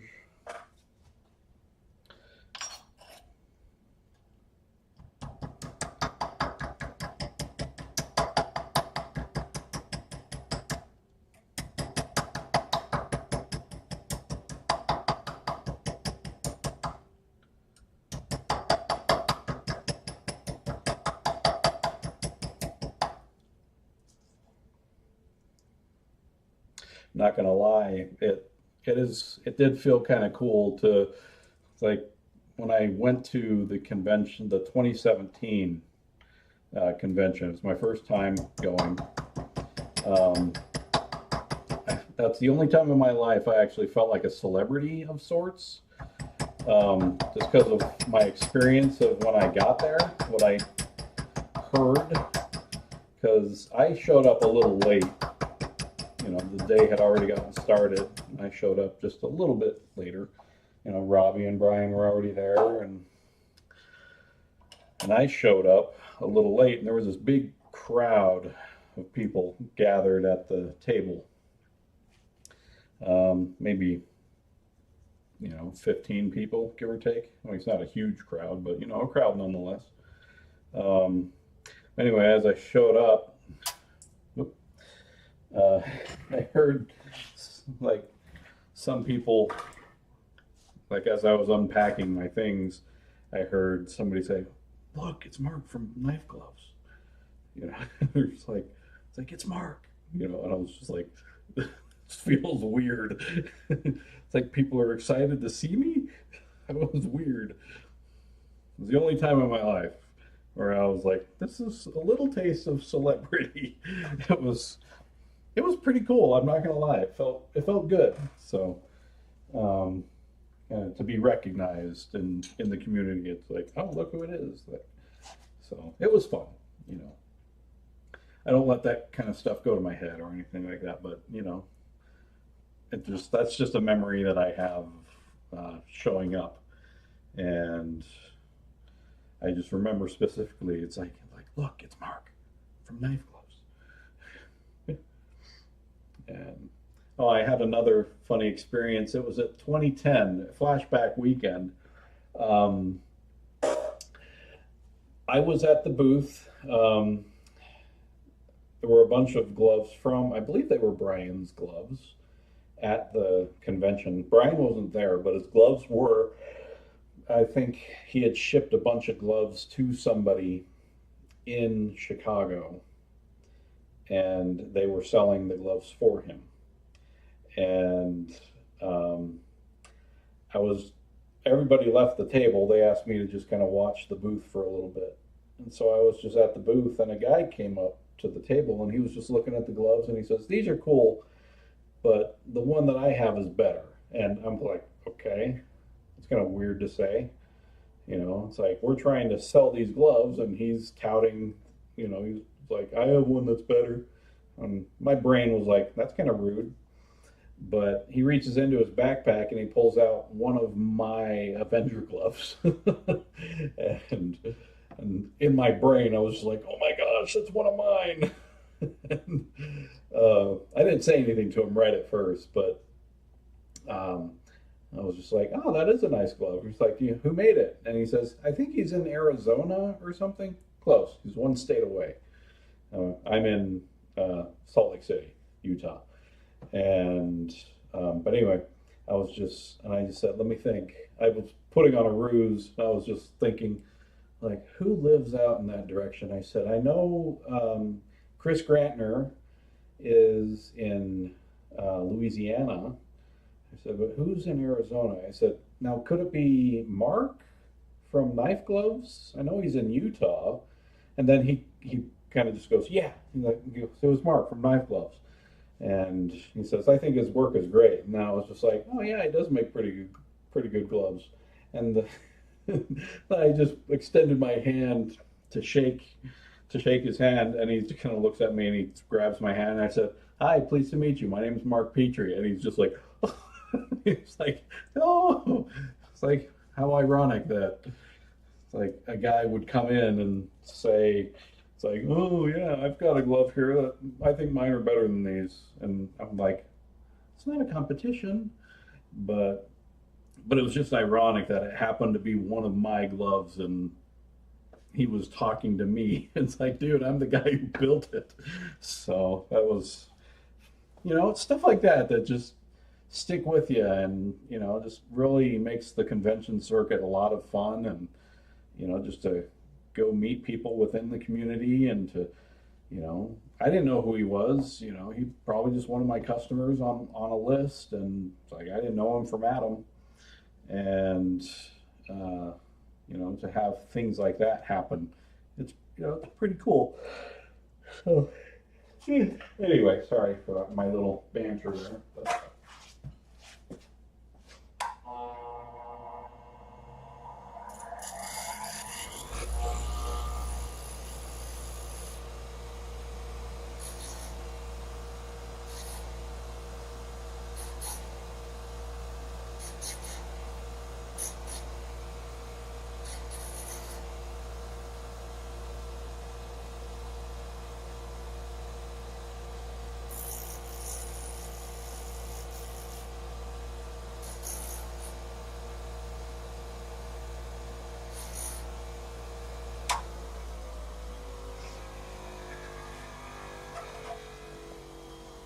Yeah, it was surreal in my brain. Like, I'll never forget, unless I get Alzheimer's or something. But no, it was so weird because I remember thinking that was rude to say. We're trying to sell these gloves from Brian. He's an amazing builder, and we're trying to sell his gloves, and then he says, "I've got one that's better." And it's like, never say that. For one. I don't care if you do think it's better. Just don't try to degrade the work of another artist that's in front of you here. Just helpful tip. Anyway, it's just some common sense decency. So, but anyway, I'll never forget when he pulled the glove out. I immediately recognized it as my own work, but it's still, it's like, oh, the cards were in my hand at that moment. It's like he has no idea that he's talking to the guy that built his glove. And I remember just thinking, like, how am I going to toy with this? And I didn't let it go on for too long, but I just kind of thought about, I pretended to try to figure out, okay, who lives out there? Like, what are the builders that, could possibly be? I said, because I don't know any builders in Arizona. I said, I know there's Chris in Louisiana. I know there's Mark in Salt Lake City, Utah. And he goes, yeah, it's Mark. And I was just like, oh, that's me. So that was fun. Not quite as fun as showing up to Monsterpalooza and people whispering, it's Mark. I'm like, okay, this feels strange.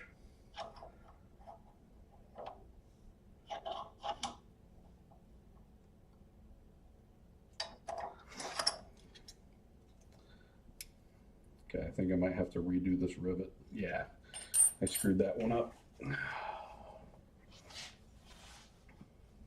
That's cool. Yeah, it is fun to see all the other, you know, the celebrities that are there. And so, I'll get back there someday.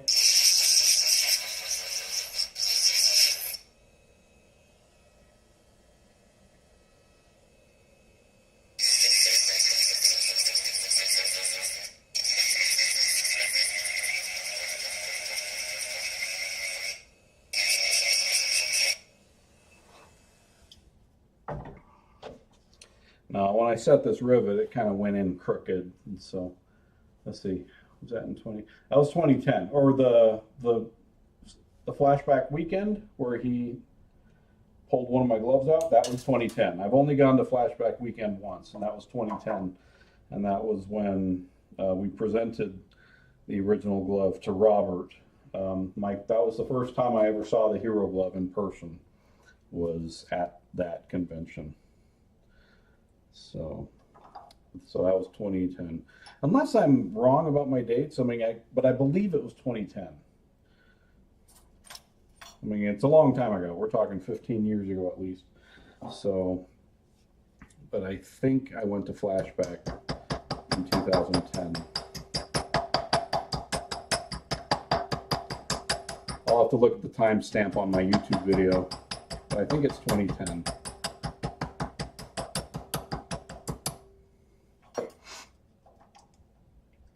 Okay, thanks for tuning in, keeping me company. But yeah, go get some rust, man. Thank you very much for the chat.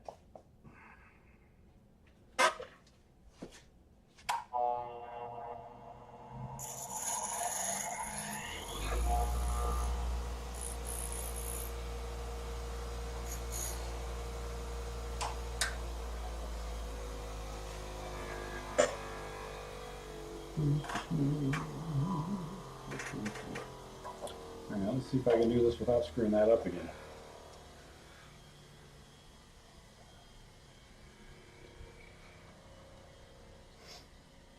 Yeah, it's been quite a while. You know, I've been around the block a few times. I mean, I started originally in 2007,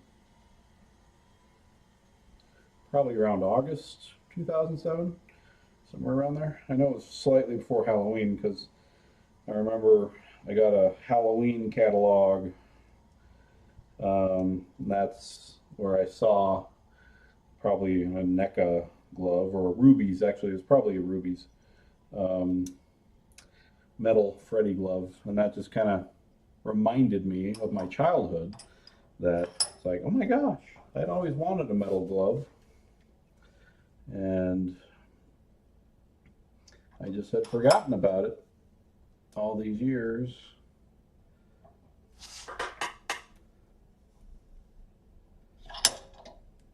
There we go. You can always tell when it compresses correctly.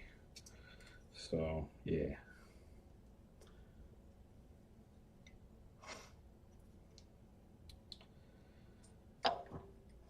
I've gotten a lot of mileage out of that glove, or out of that video. So, a lot of people have referenced it, so hope it was helpful.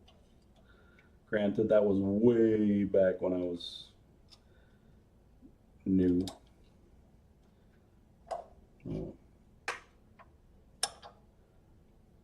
Just trying to make a name for myself at the time, you know.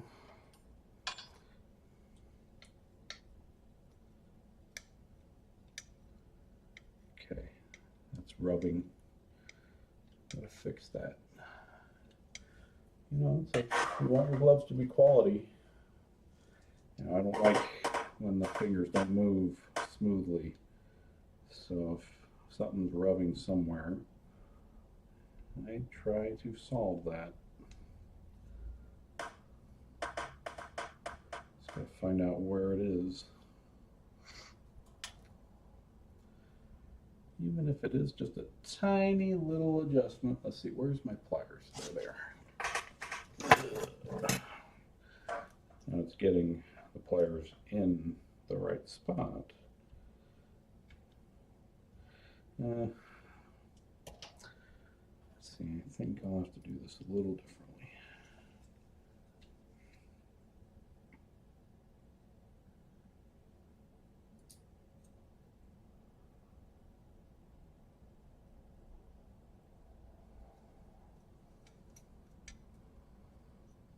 Okay, let's still rub it.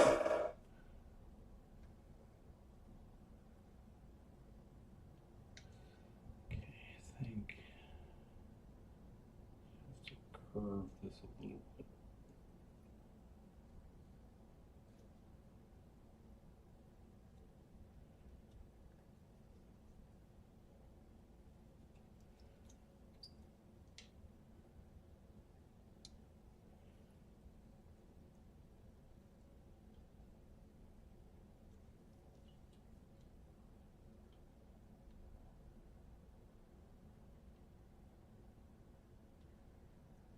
So that.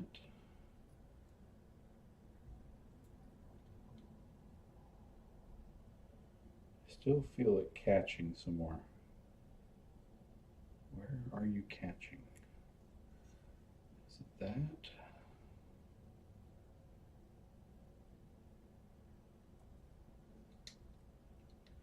Nope, that's not it.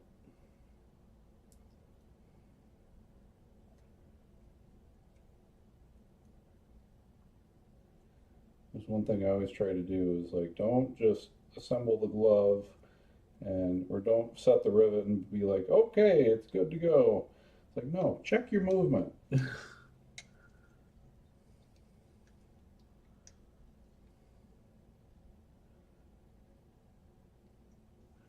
I hope those were helpful. You know, I don't really sell blade sets anymore.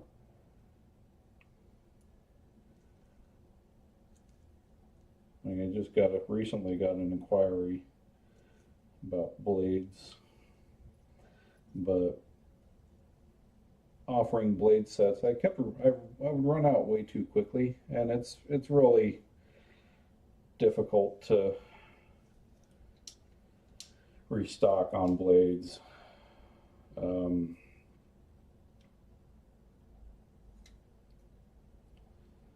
know, it's just have to get the sheet of steel, gotta arrange the cutting process with the laser cutter.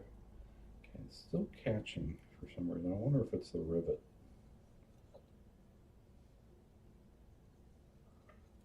Still trying to figure that out.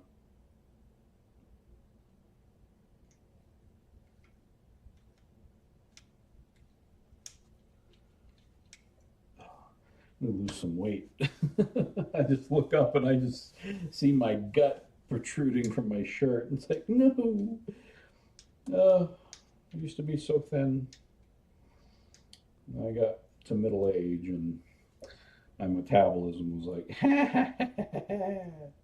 goodbye.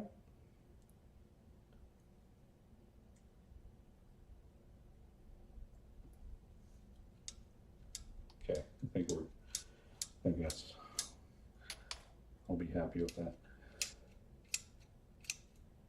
If it drops back down like that, then it's usually a good sign. Yeah, that's good. Okay, got it.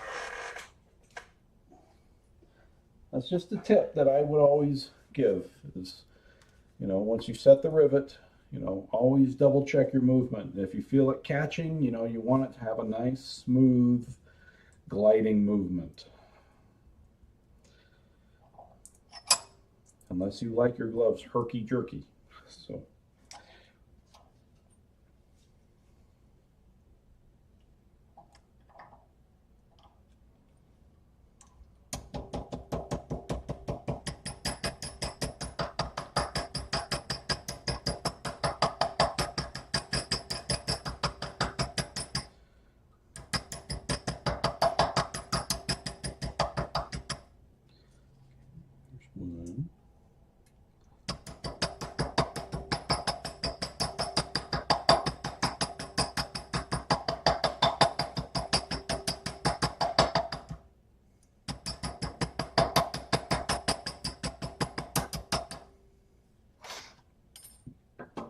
Wish I didn't have to do that.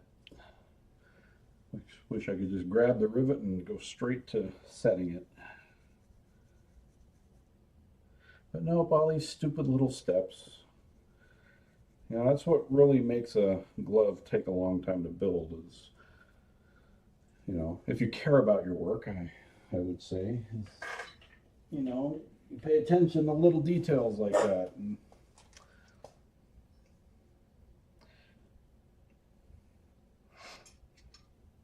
And since this is a template glove, you know, it's like, it is built to scale, and so the original glove is quite skinny. You know, Robert didn't have very big hands, and he was quite thin back then, so he had kind of these, you know, skinny fingers, and so they built the glove to fit his hand, and so especially the pinky on the original, on the original glove is really skinny.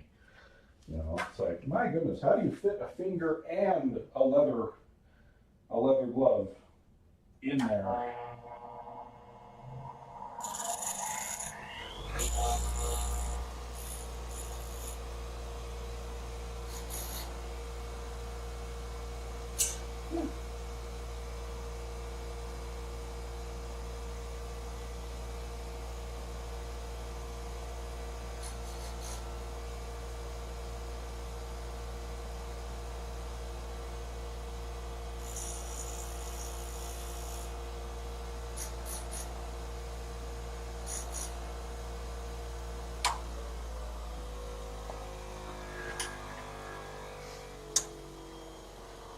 When I said that, I don't mean other glove builders don't don't care if they don't do that, but I just mean, you know, check your movement.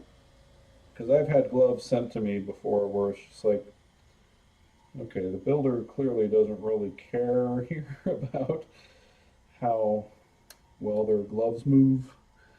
You know, it's like one finger just kept catching, you know, really badly. It's like, I shouldn't have to modify it.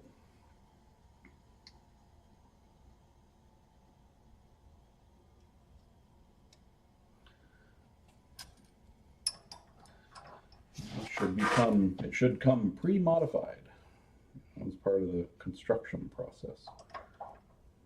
So, I don't know, I just take pride in making sure that I'm building a glove that feels like it was built well.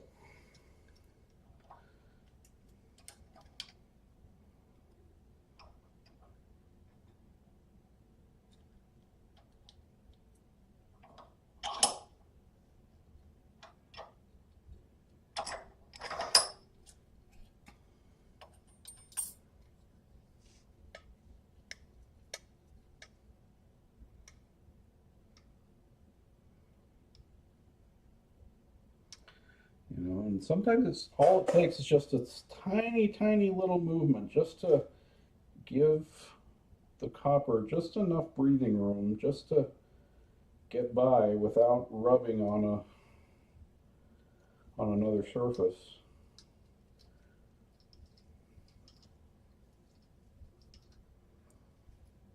So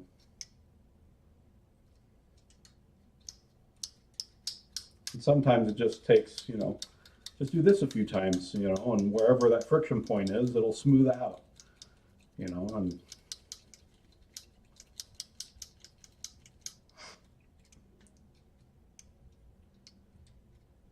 okay, but it's still catching somewhere, right?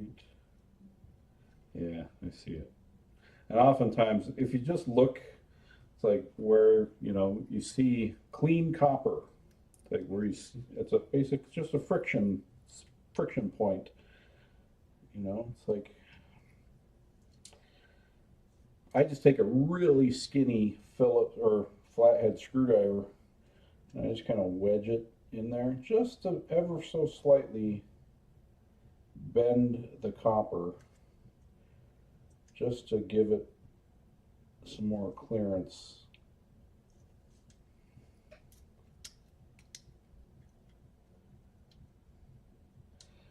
rubbing on both sides here.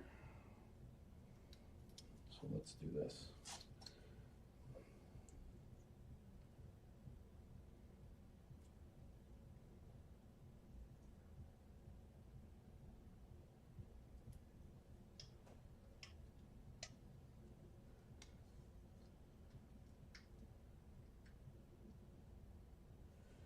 Okay, it's still rubbing somewhere. Let's see. I think I see where it's rubbing. Yeah, it's right there.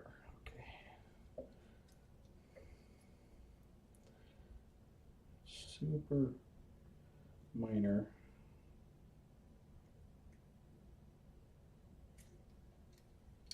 There we go. Gives it just enough clearance. Yeah, it's not catching anymore. Okay, good.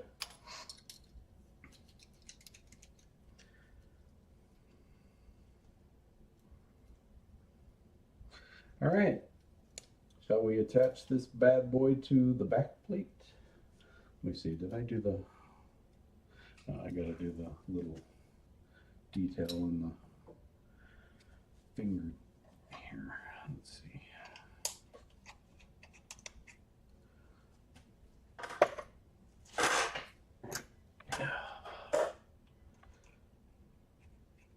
All right.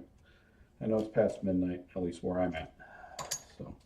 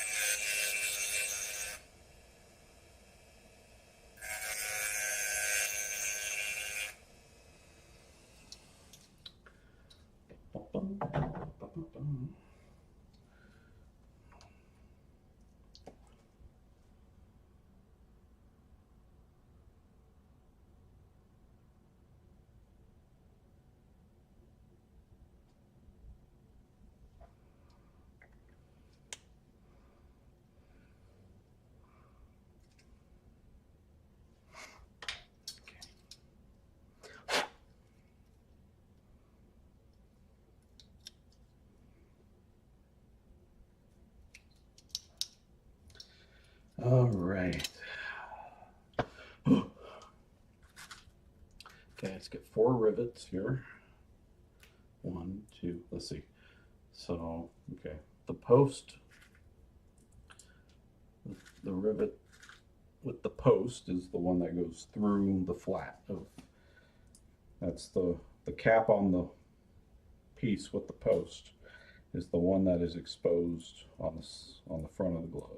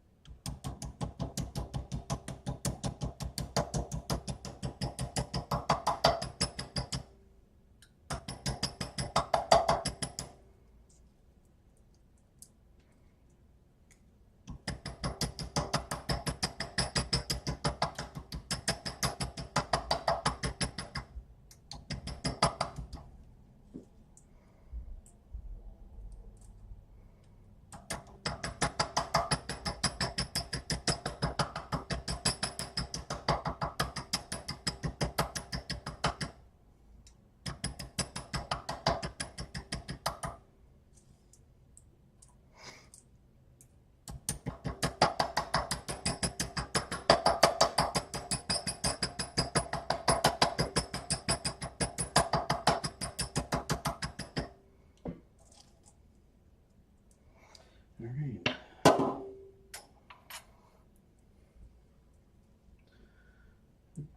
Hopefully we'll have a completed armature here in about 10 minutes.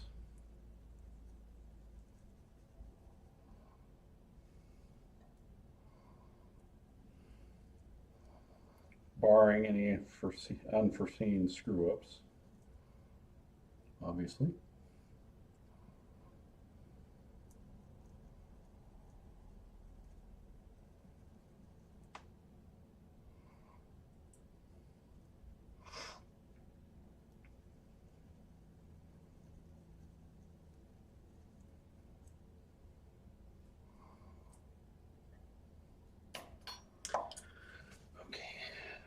Layer.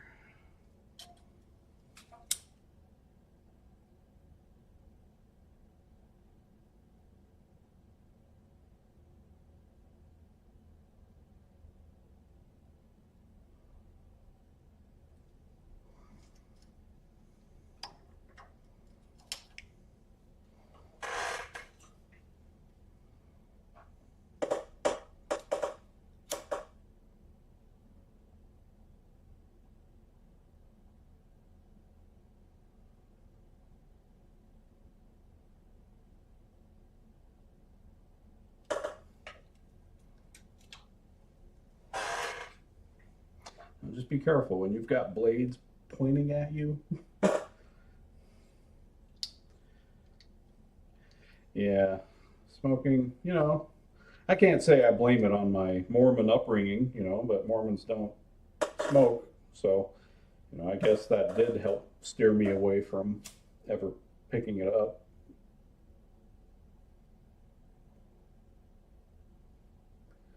I'm not saying that I would have had I never been Mormon, but, it's just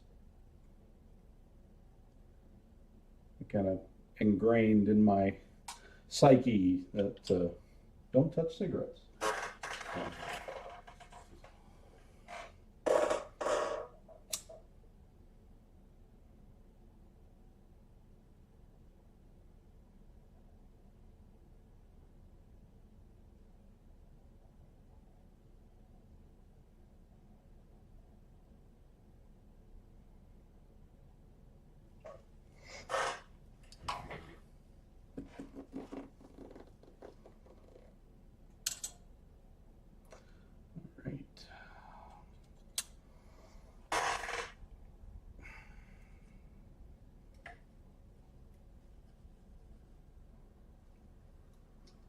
Okay, backplate. You move.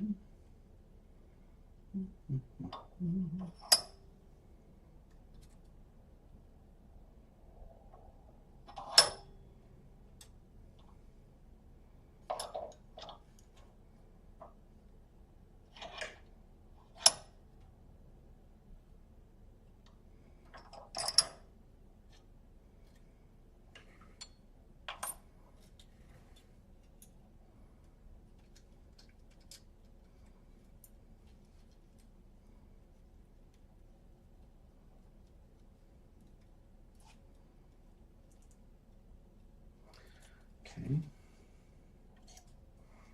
One down.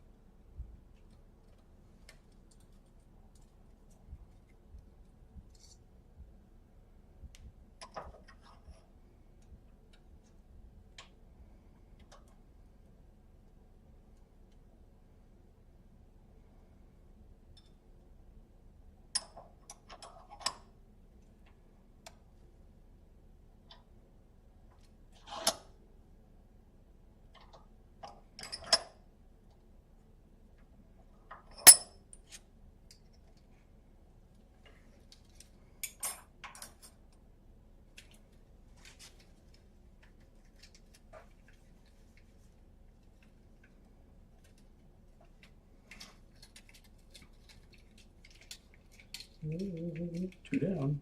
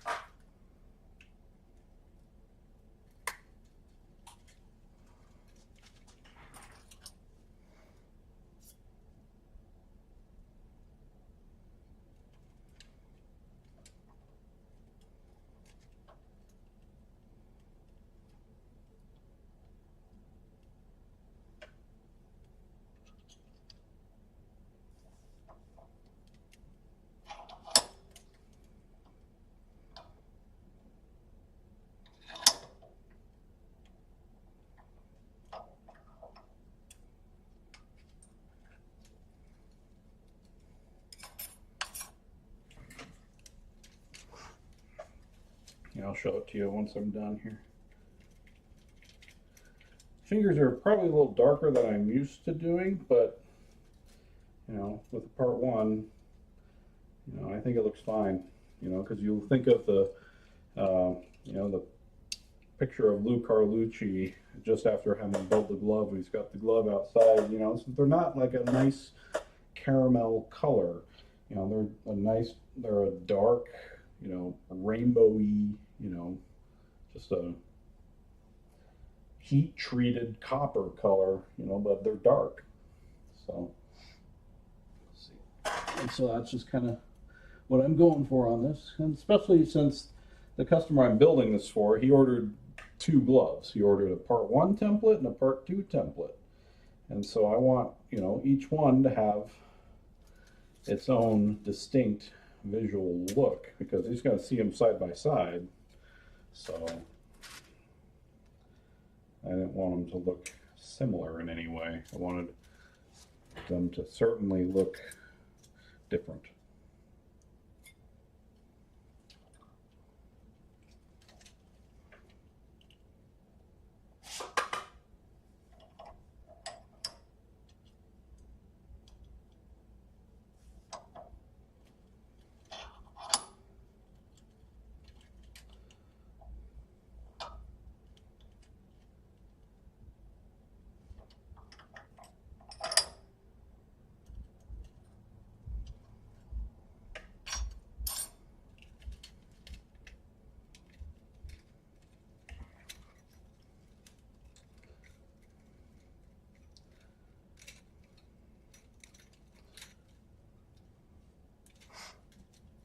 Yes, this is copper pipe.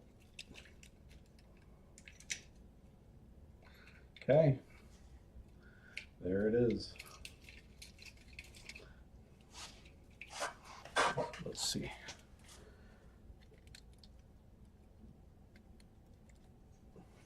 Trying to.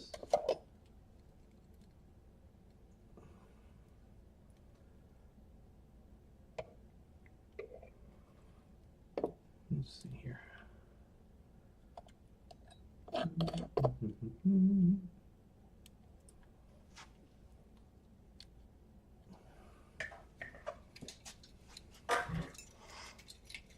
So yeah, there it be. Now let me just clean off some of this ash or this soot.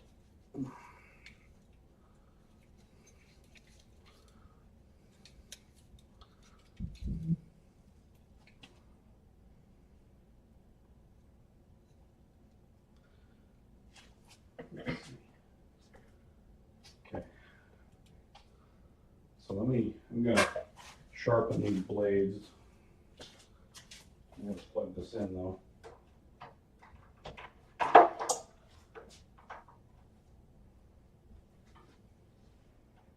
Let's see, which way do I want to go?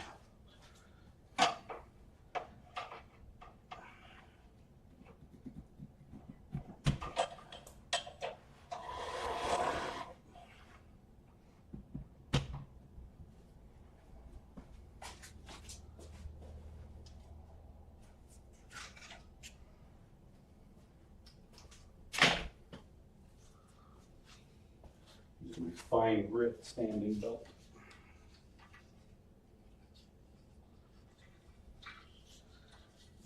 Should I say my super fine sand grit? Anyway, it's like 2000 grit, I think.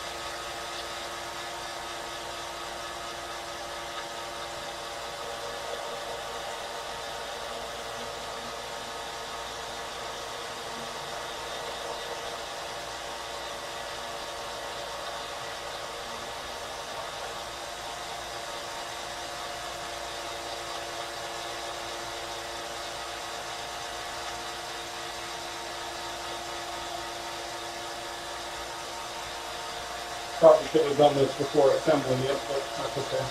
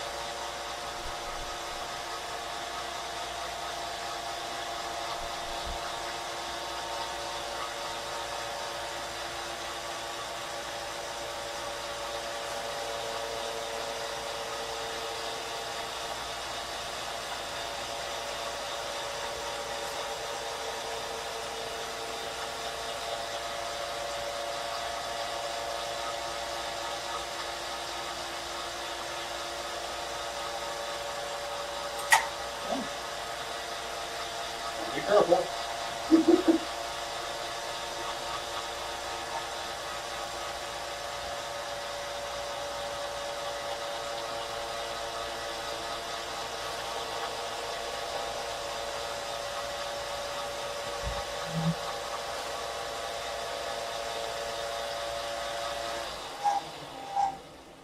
There.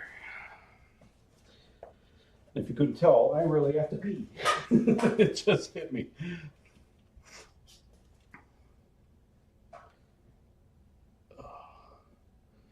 Hold on. I really got to go to the bathroom, guys. So I'll be right back. Just give me a minute. Just give me a moment. Stay.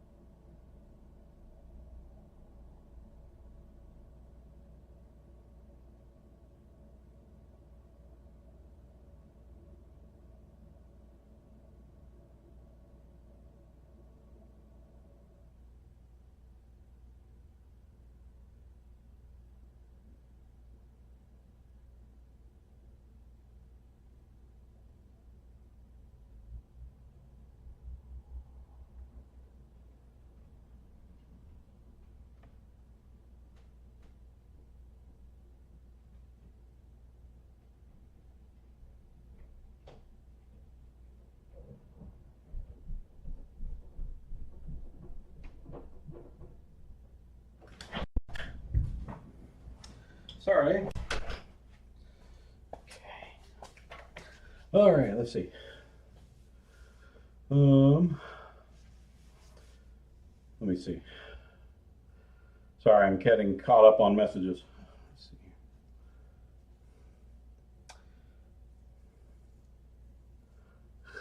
Let's see.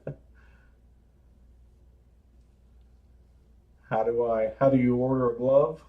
Well, right now, unfortunately, I'm not taking any orders. I'm just working off of an old list that I have. Um, and just making sure I didn't damage anything when that blade caught the wheel. Pretty sure it's okay. I don't see anything. So anyway, so I'm just kind of chipping away at this list, and just having too many names on the list gets a little overwhelming. And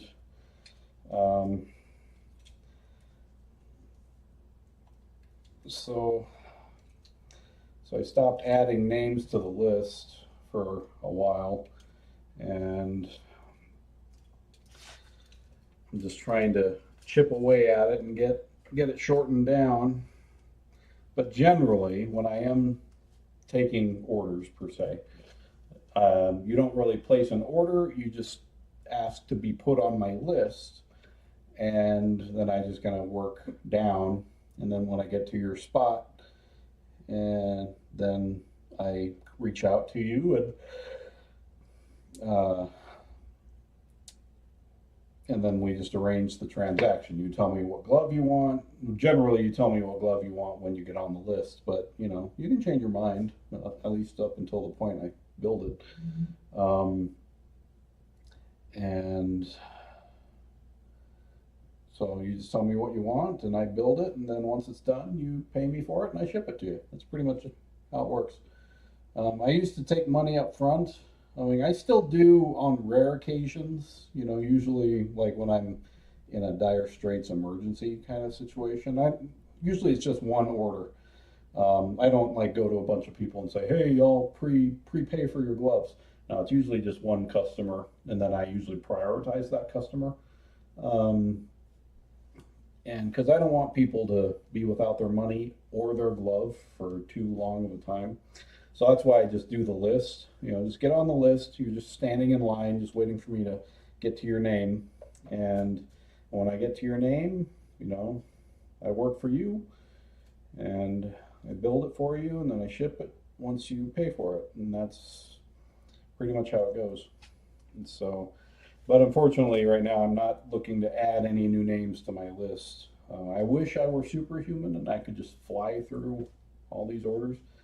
But honestly, you know, I turned 45 this year, so I'm getting older, guys. And so my energy tolerance, you know, I used to be able to just knock crazy amounts of gloves out, you know. But granted, most of the gloves that I've been working on lately are template gloves, and those are the ones that take a lot longer, and at least 2 to 3 times longer than a standard, my regular gloves. You know, but honestly, the template gloves are kind of the things that are the most profitable for me, in terms of time versus return. But sometimes I need to take a break from template gloves just because it can get exhausting to spend so much time on a single build. It's like, I just want this one out the door, you know, so working on a shorter build can have its draws as well. And so yeah, wish this had better lighting, but yeah. So you can see the back plate stain. That's all done by hand. It took about 2.5 hours to do that back plate stain. Then you got the darker rainbowy fingers, and then the beautiful coloring on the fingertips. Then course, you got the mirrored blades. And this is a sharpened glove. So this one can hurt you. Let's see, do I have anything to cut? Now, I'm not a professional knife sharpener, you know, so let me see if I've got something. I have an old user manual here that I don't need. It's just the user manual to my LED lights.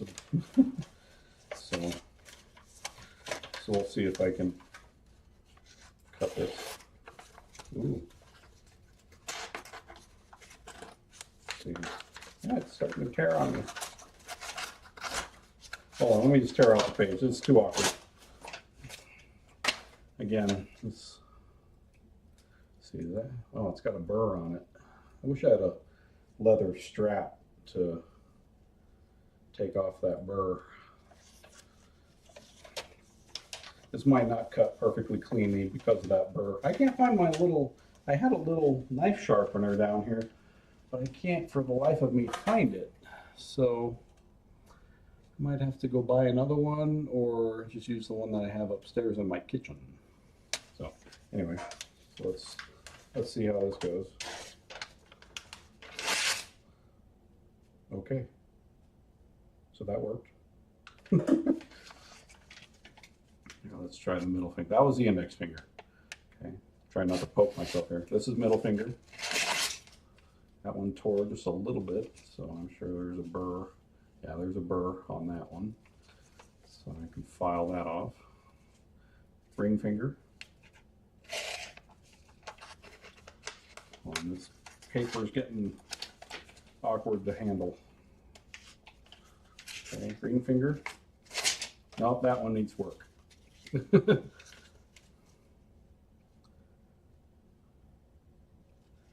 me see. Yeah, that's just a burr. I just have to deburr the thing. Yeah, I can feel it on both sides. Okay. All right, well, that one. And here's the pinky. Yeah, the pinky cuts pretty good. So, you know, it's not perfect. You know, and these aren't. This isn't actually knife steel. It is, you know, full hard stainless steel, but it's not true knife steel.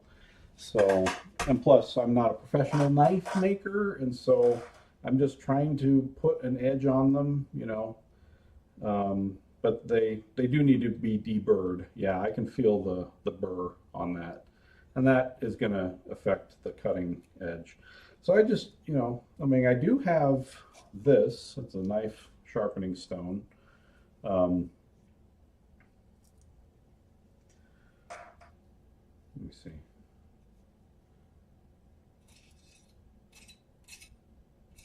I just don't want to scratch the knife. I mean, I just wish.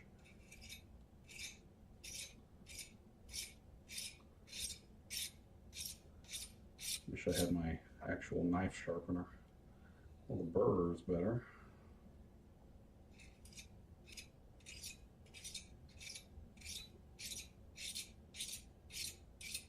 What I need is one of those leather finishing straps. Just to really clean off that edge. It's a burr on both sides here. Yeah, this is a little awkward. I'm used to just having my knife sharpener. I could just clean up the edge really well, but I don't know where it went. Weird, because I usually don't take stuff out of my garage, so it's just a little handheld plastic thing. But like, are the tips, like the actual tips? Yes, they are quite pointy. So, I don't know.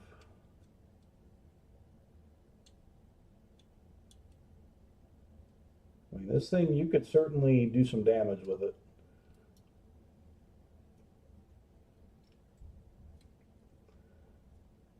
So, yeah.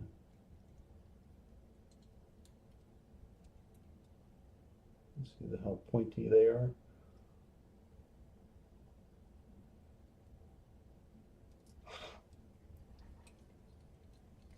It's another hook.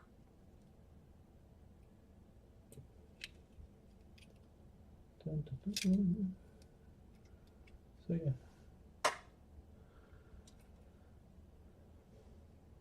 Well, the top edge is, it can cut if you pushed hard enough. Um, it does, it's not blunted, it does have a very fine edge on it, but I wouldn't call it a sharpened edge, but you can cut yourself because I've done it. If you just pushed hard enough and slid your finger along the edge, it is thin enough it will cut, but it's not a razor edge. By far the underside is sharper because it actually comes to a true edge. And the tops do as well, but it's just not as perfect of an edge. I think it might just be just a hair blunted, but no, but it is, they are very thin blades, and they are flexible, so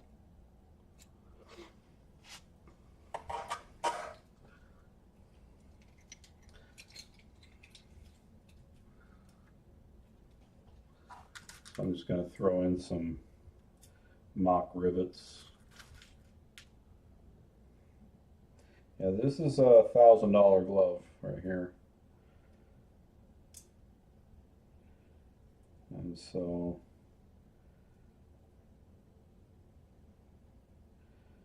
my next glove is going to be even more than that. Granted, I don't get more than that, but he bought real P210 knives. He was able to find some either on eBay or from a private seller. And so the cost, not just the $1,000 to me for the building of the actual glove, but the cost of the knives, so he's going to have quite a bit of money invested.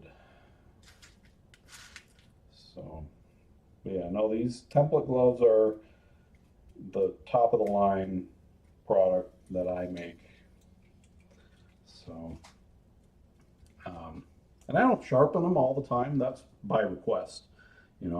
My standard default setting on the glove is not sharpened. I still put an edge on it, but it's not a sharp edge. It's just meant to just look like it has a sharp edge on it, but it doesn't. You can just, do that and it won't cut you. But no, this one can cut you, if you actually tried. So, I do have, let's see. Still, $1,000 is expensive. I'm not going to lie. $1,000 for a glove is expensive. And this is just the armature. I still have the leather to do. And the leather is also a lot of work in and of itself. But this does give you kind of an inside look as to what goes into making these.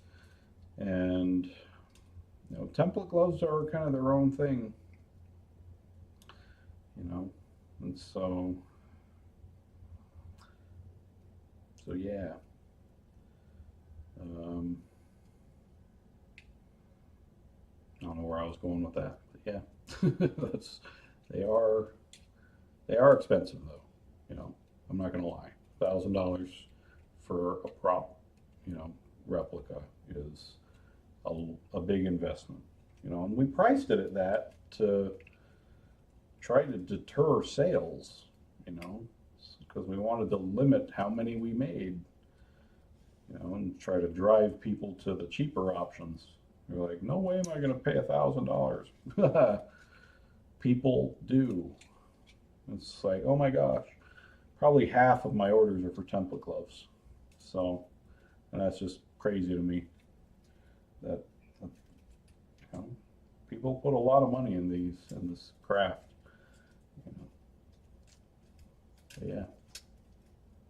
Dun, dun, dun, dun. I don't know why it's fun to just hold it and just play with the fingers like this. Dun, dun, dun, dun. Yeah, these are, my 1-to-1 scale replica gloves, because I'm the only guy who was ever allowed to sit down with the original glove in person and physically copy it, and take as many measurements and photos and reference material as I needed to create these. And I still can never say it's perfect. Is it the best one you can get out there in terms of accuracy wise? I would say yes. Just because nobody else has the resources that I have to be as precise with it. But I am still human, and if I took the original glove today and flattened it out and compared it with my templates, are there going to be some differences? Probably. Are they going to be massive? Probably not. It's more just like minor adjustments, but the thing is you can't really tell that they're different because it's really strange. Because I did a test not too long ago, actually, where I took one template and compared it to another template that was quite different on paper, but after it's been shaped and formed into its final shape, you couldn't see much of a difference whatsoever. So, at least I couldn't. And I think I've got a pretty good eye. But it just amazed me that two templates that can be so different can look almost the same when they're fully shaped. And the ultimate goal of the template glove for me was never to, granted, I would love for it to be perfect. But I can't do that. One, I don't have the original in person to constantly reference. And two, I am human, and creating a replica by hand is going to allow imperfections to creep into it, But I have so many resources to tap into to dramatically minimize those imperfections to the point where if you held your glove and compared it to the original glove, you would say that they were made with the same templates. That's the goal, is to make it look like your glove was made with the same templates as the original glove. And granted, I do try to bend the parts as they existed on the original glove as well, which is subject to interpretation, especially with a Part 1 glove, because all I have access to is how the glove looks today. And we know how the glove looks today is different than how it looked back when it was originally built. And so I have to take some creative liberties when shaping the parts to just try to guess as to, what the piece may have looked like when it first came out of the shop. What was it shaped like? And so yeah, that's ultimately the goal, is to try to achieve that. So anyway, that's the story. And these back plates are extremely difficult to make. That was, if you saw my Facebook post anytime recently, I made a post saying, some days I just want to quit glove building. It was because the backplate was giving me such a hard time. And speaking of which, I need to send pictures of this glove to the customer who ordered it. Send them pictures of his armature. Let me set this on the floor. Anything behind me? Nope. Okay, careful. I'm trying to get my hand out from under the blades without cutting myself.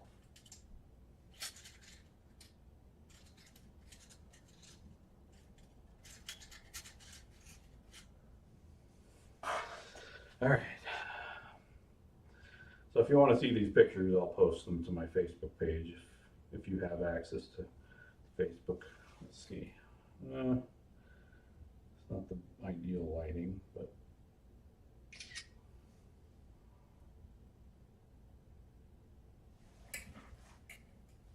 let me reduce the exposure a little bit.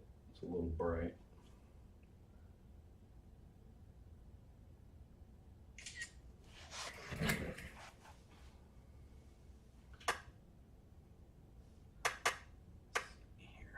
Here.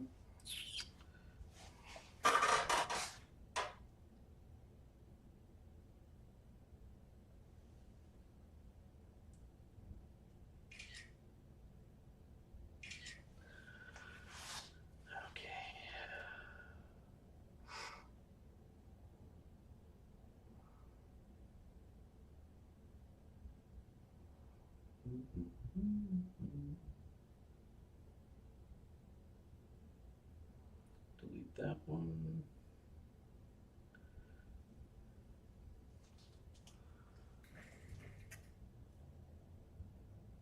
Let's see. Oh, sorry guys, I wasn't looking at my chat. So thank you so much guys for tuning in, keeping me company. It really helps keep my butt in the seat when I have interaction. And so again, I do this mostly for me. It helps keep me working and keep me motivated, and helps make me not feel so lonely here in my garage. So I appreciate you guys tuning in. I know glove building isn't entirely fascinating to watch. Maybe it is to you. I don't know. But to me, honestly, I find it boring work. But maybe that's just because I've been doing it so long. And so, anyway, so thank you again for tuning in, keeping me company. It really does help keep me glued to my chair and keep me working. So yeah, if you have access to Facebook, go ahead and you'll be able to see my pictures here shortly. Just trying to get pictures that I'm happy with.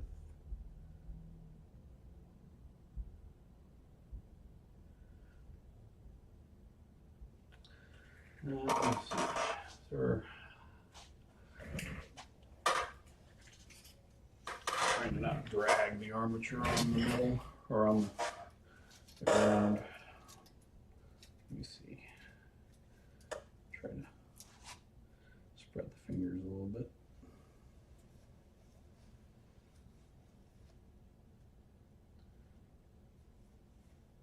Let's see how these pictures look. Oops.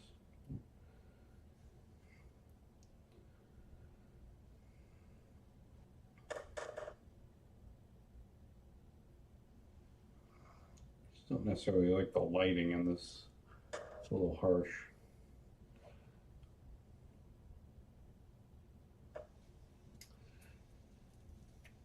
Let me just try holding it. It's always awkward to hold the armature. Here, let me try this. Just don't want to cut myself.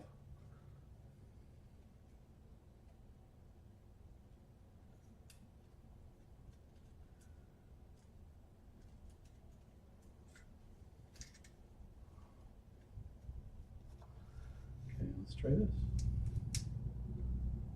There we go.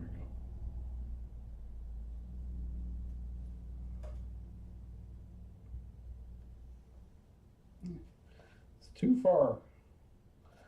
Too much zoom.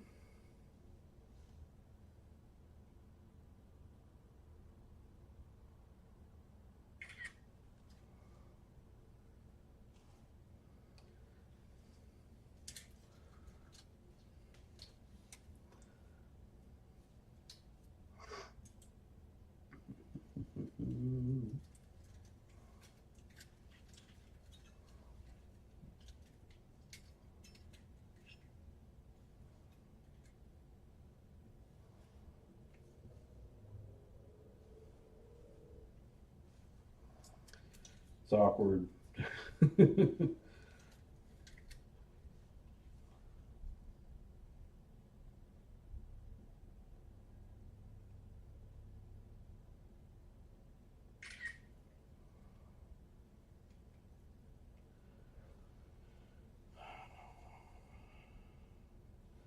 don't like the lighting in here.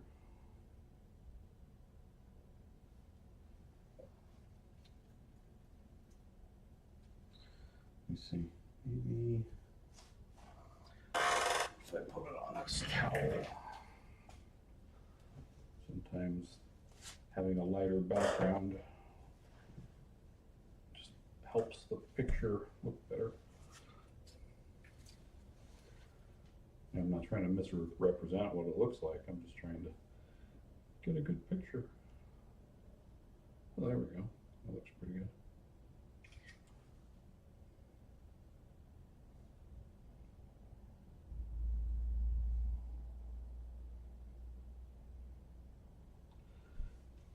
Let's do the other side. Careful. Okay. Normally I just like put the blades on the back of my hand and just slide it off, but since the blades have an edge, I don't want to do that.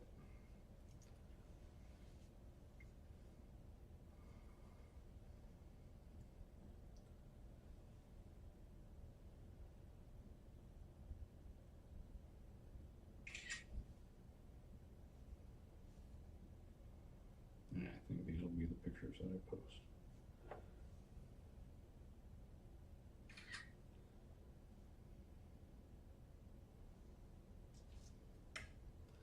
There we go. Okay, so I'll post these pictures. Next. Post.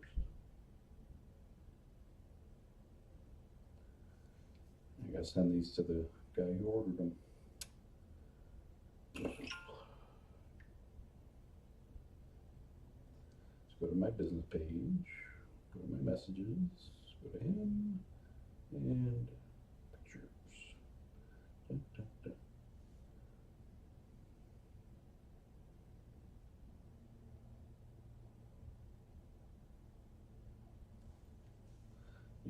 I gotta send a picture of the blades.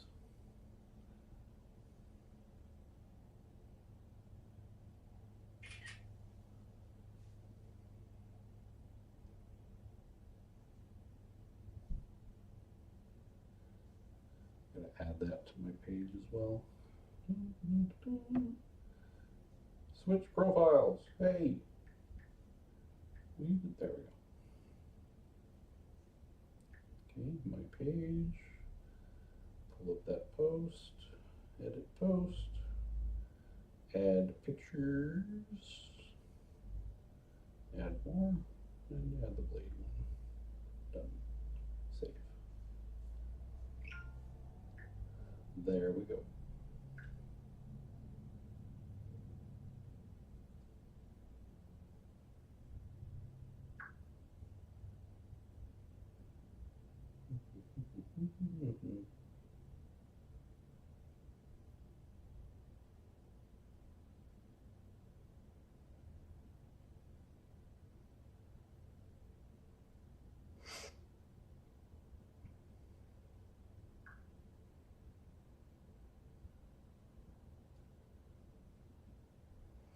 All right, I think I'm done.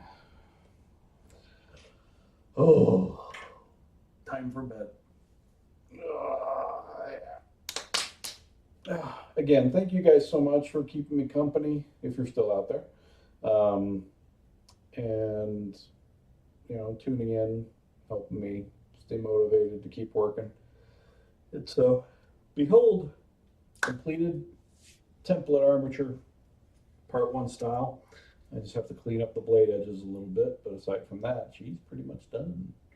And so, yeah, that's not my best edge. There's some burring on there. Definitely have to clean that up. So, alrighty then. So until next time, guys. Yeah, take care of yourselves. Stay safe out there. Take care. You know, keep in touch. So I always appreciate your guys' company and motivation. So I will talk to you guys next time. If I can clear off my computer to actually stop this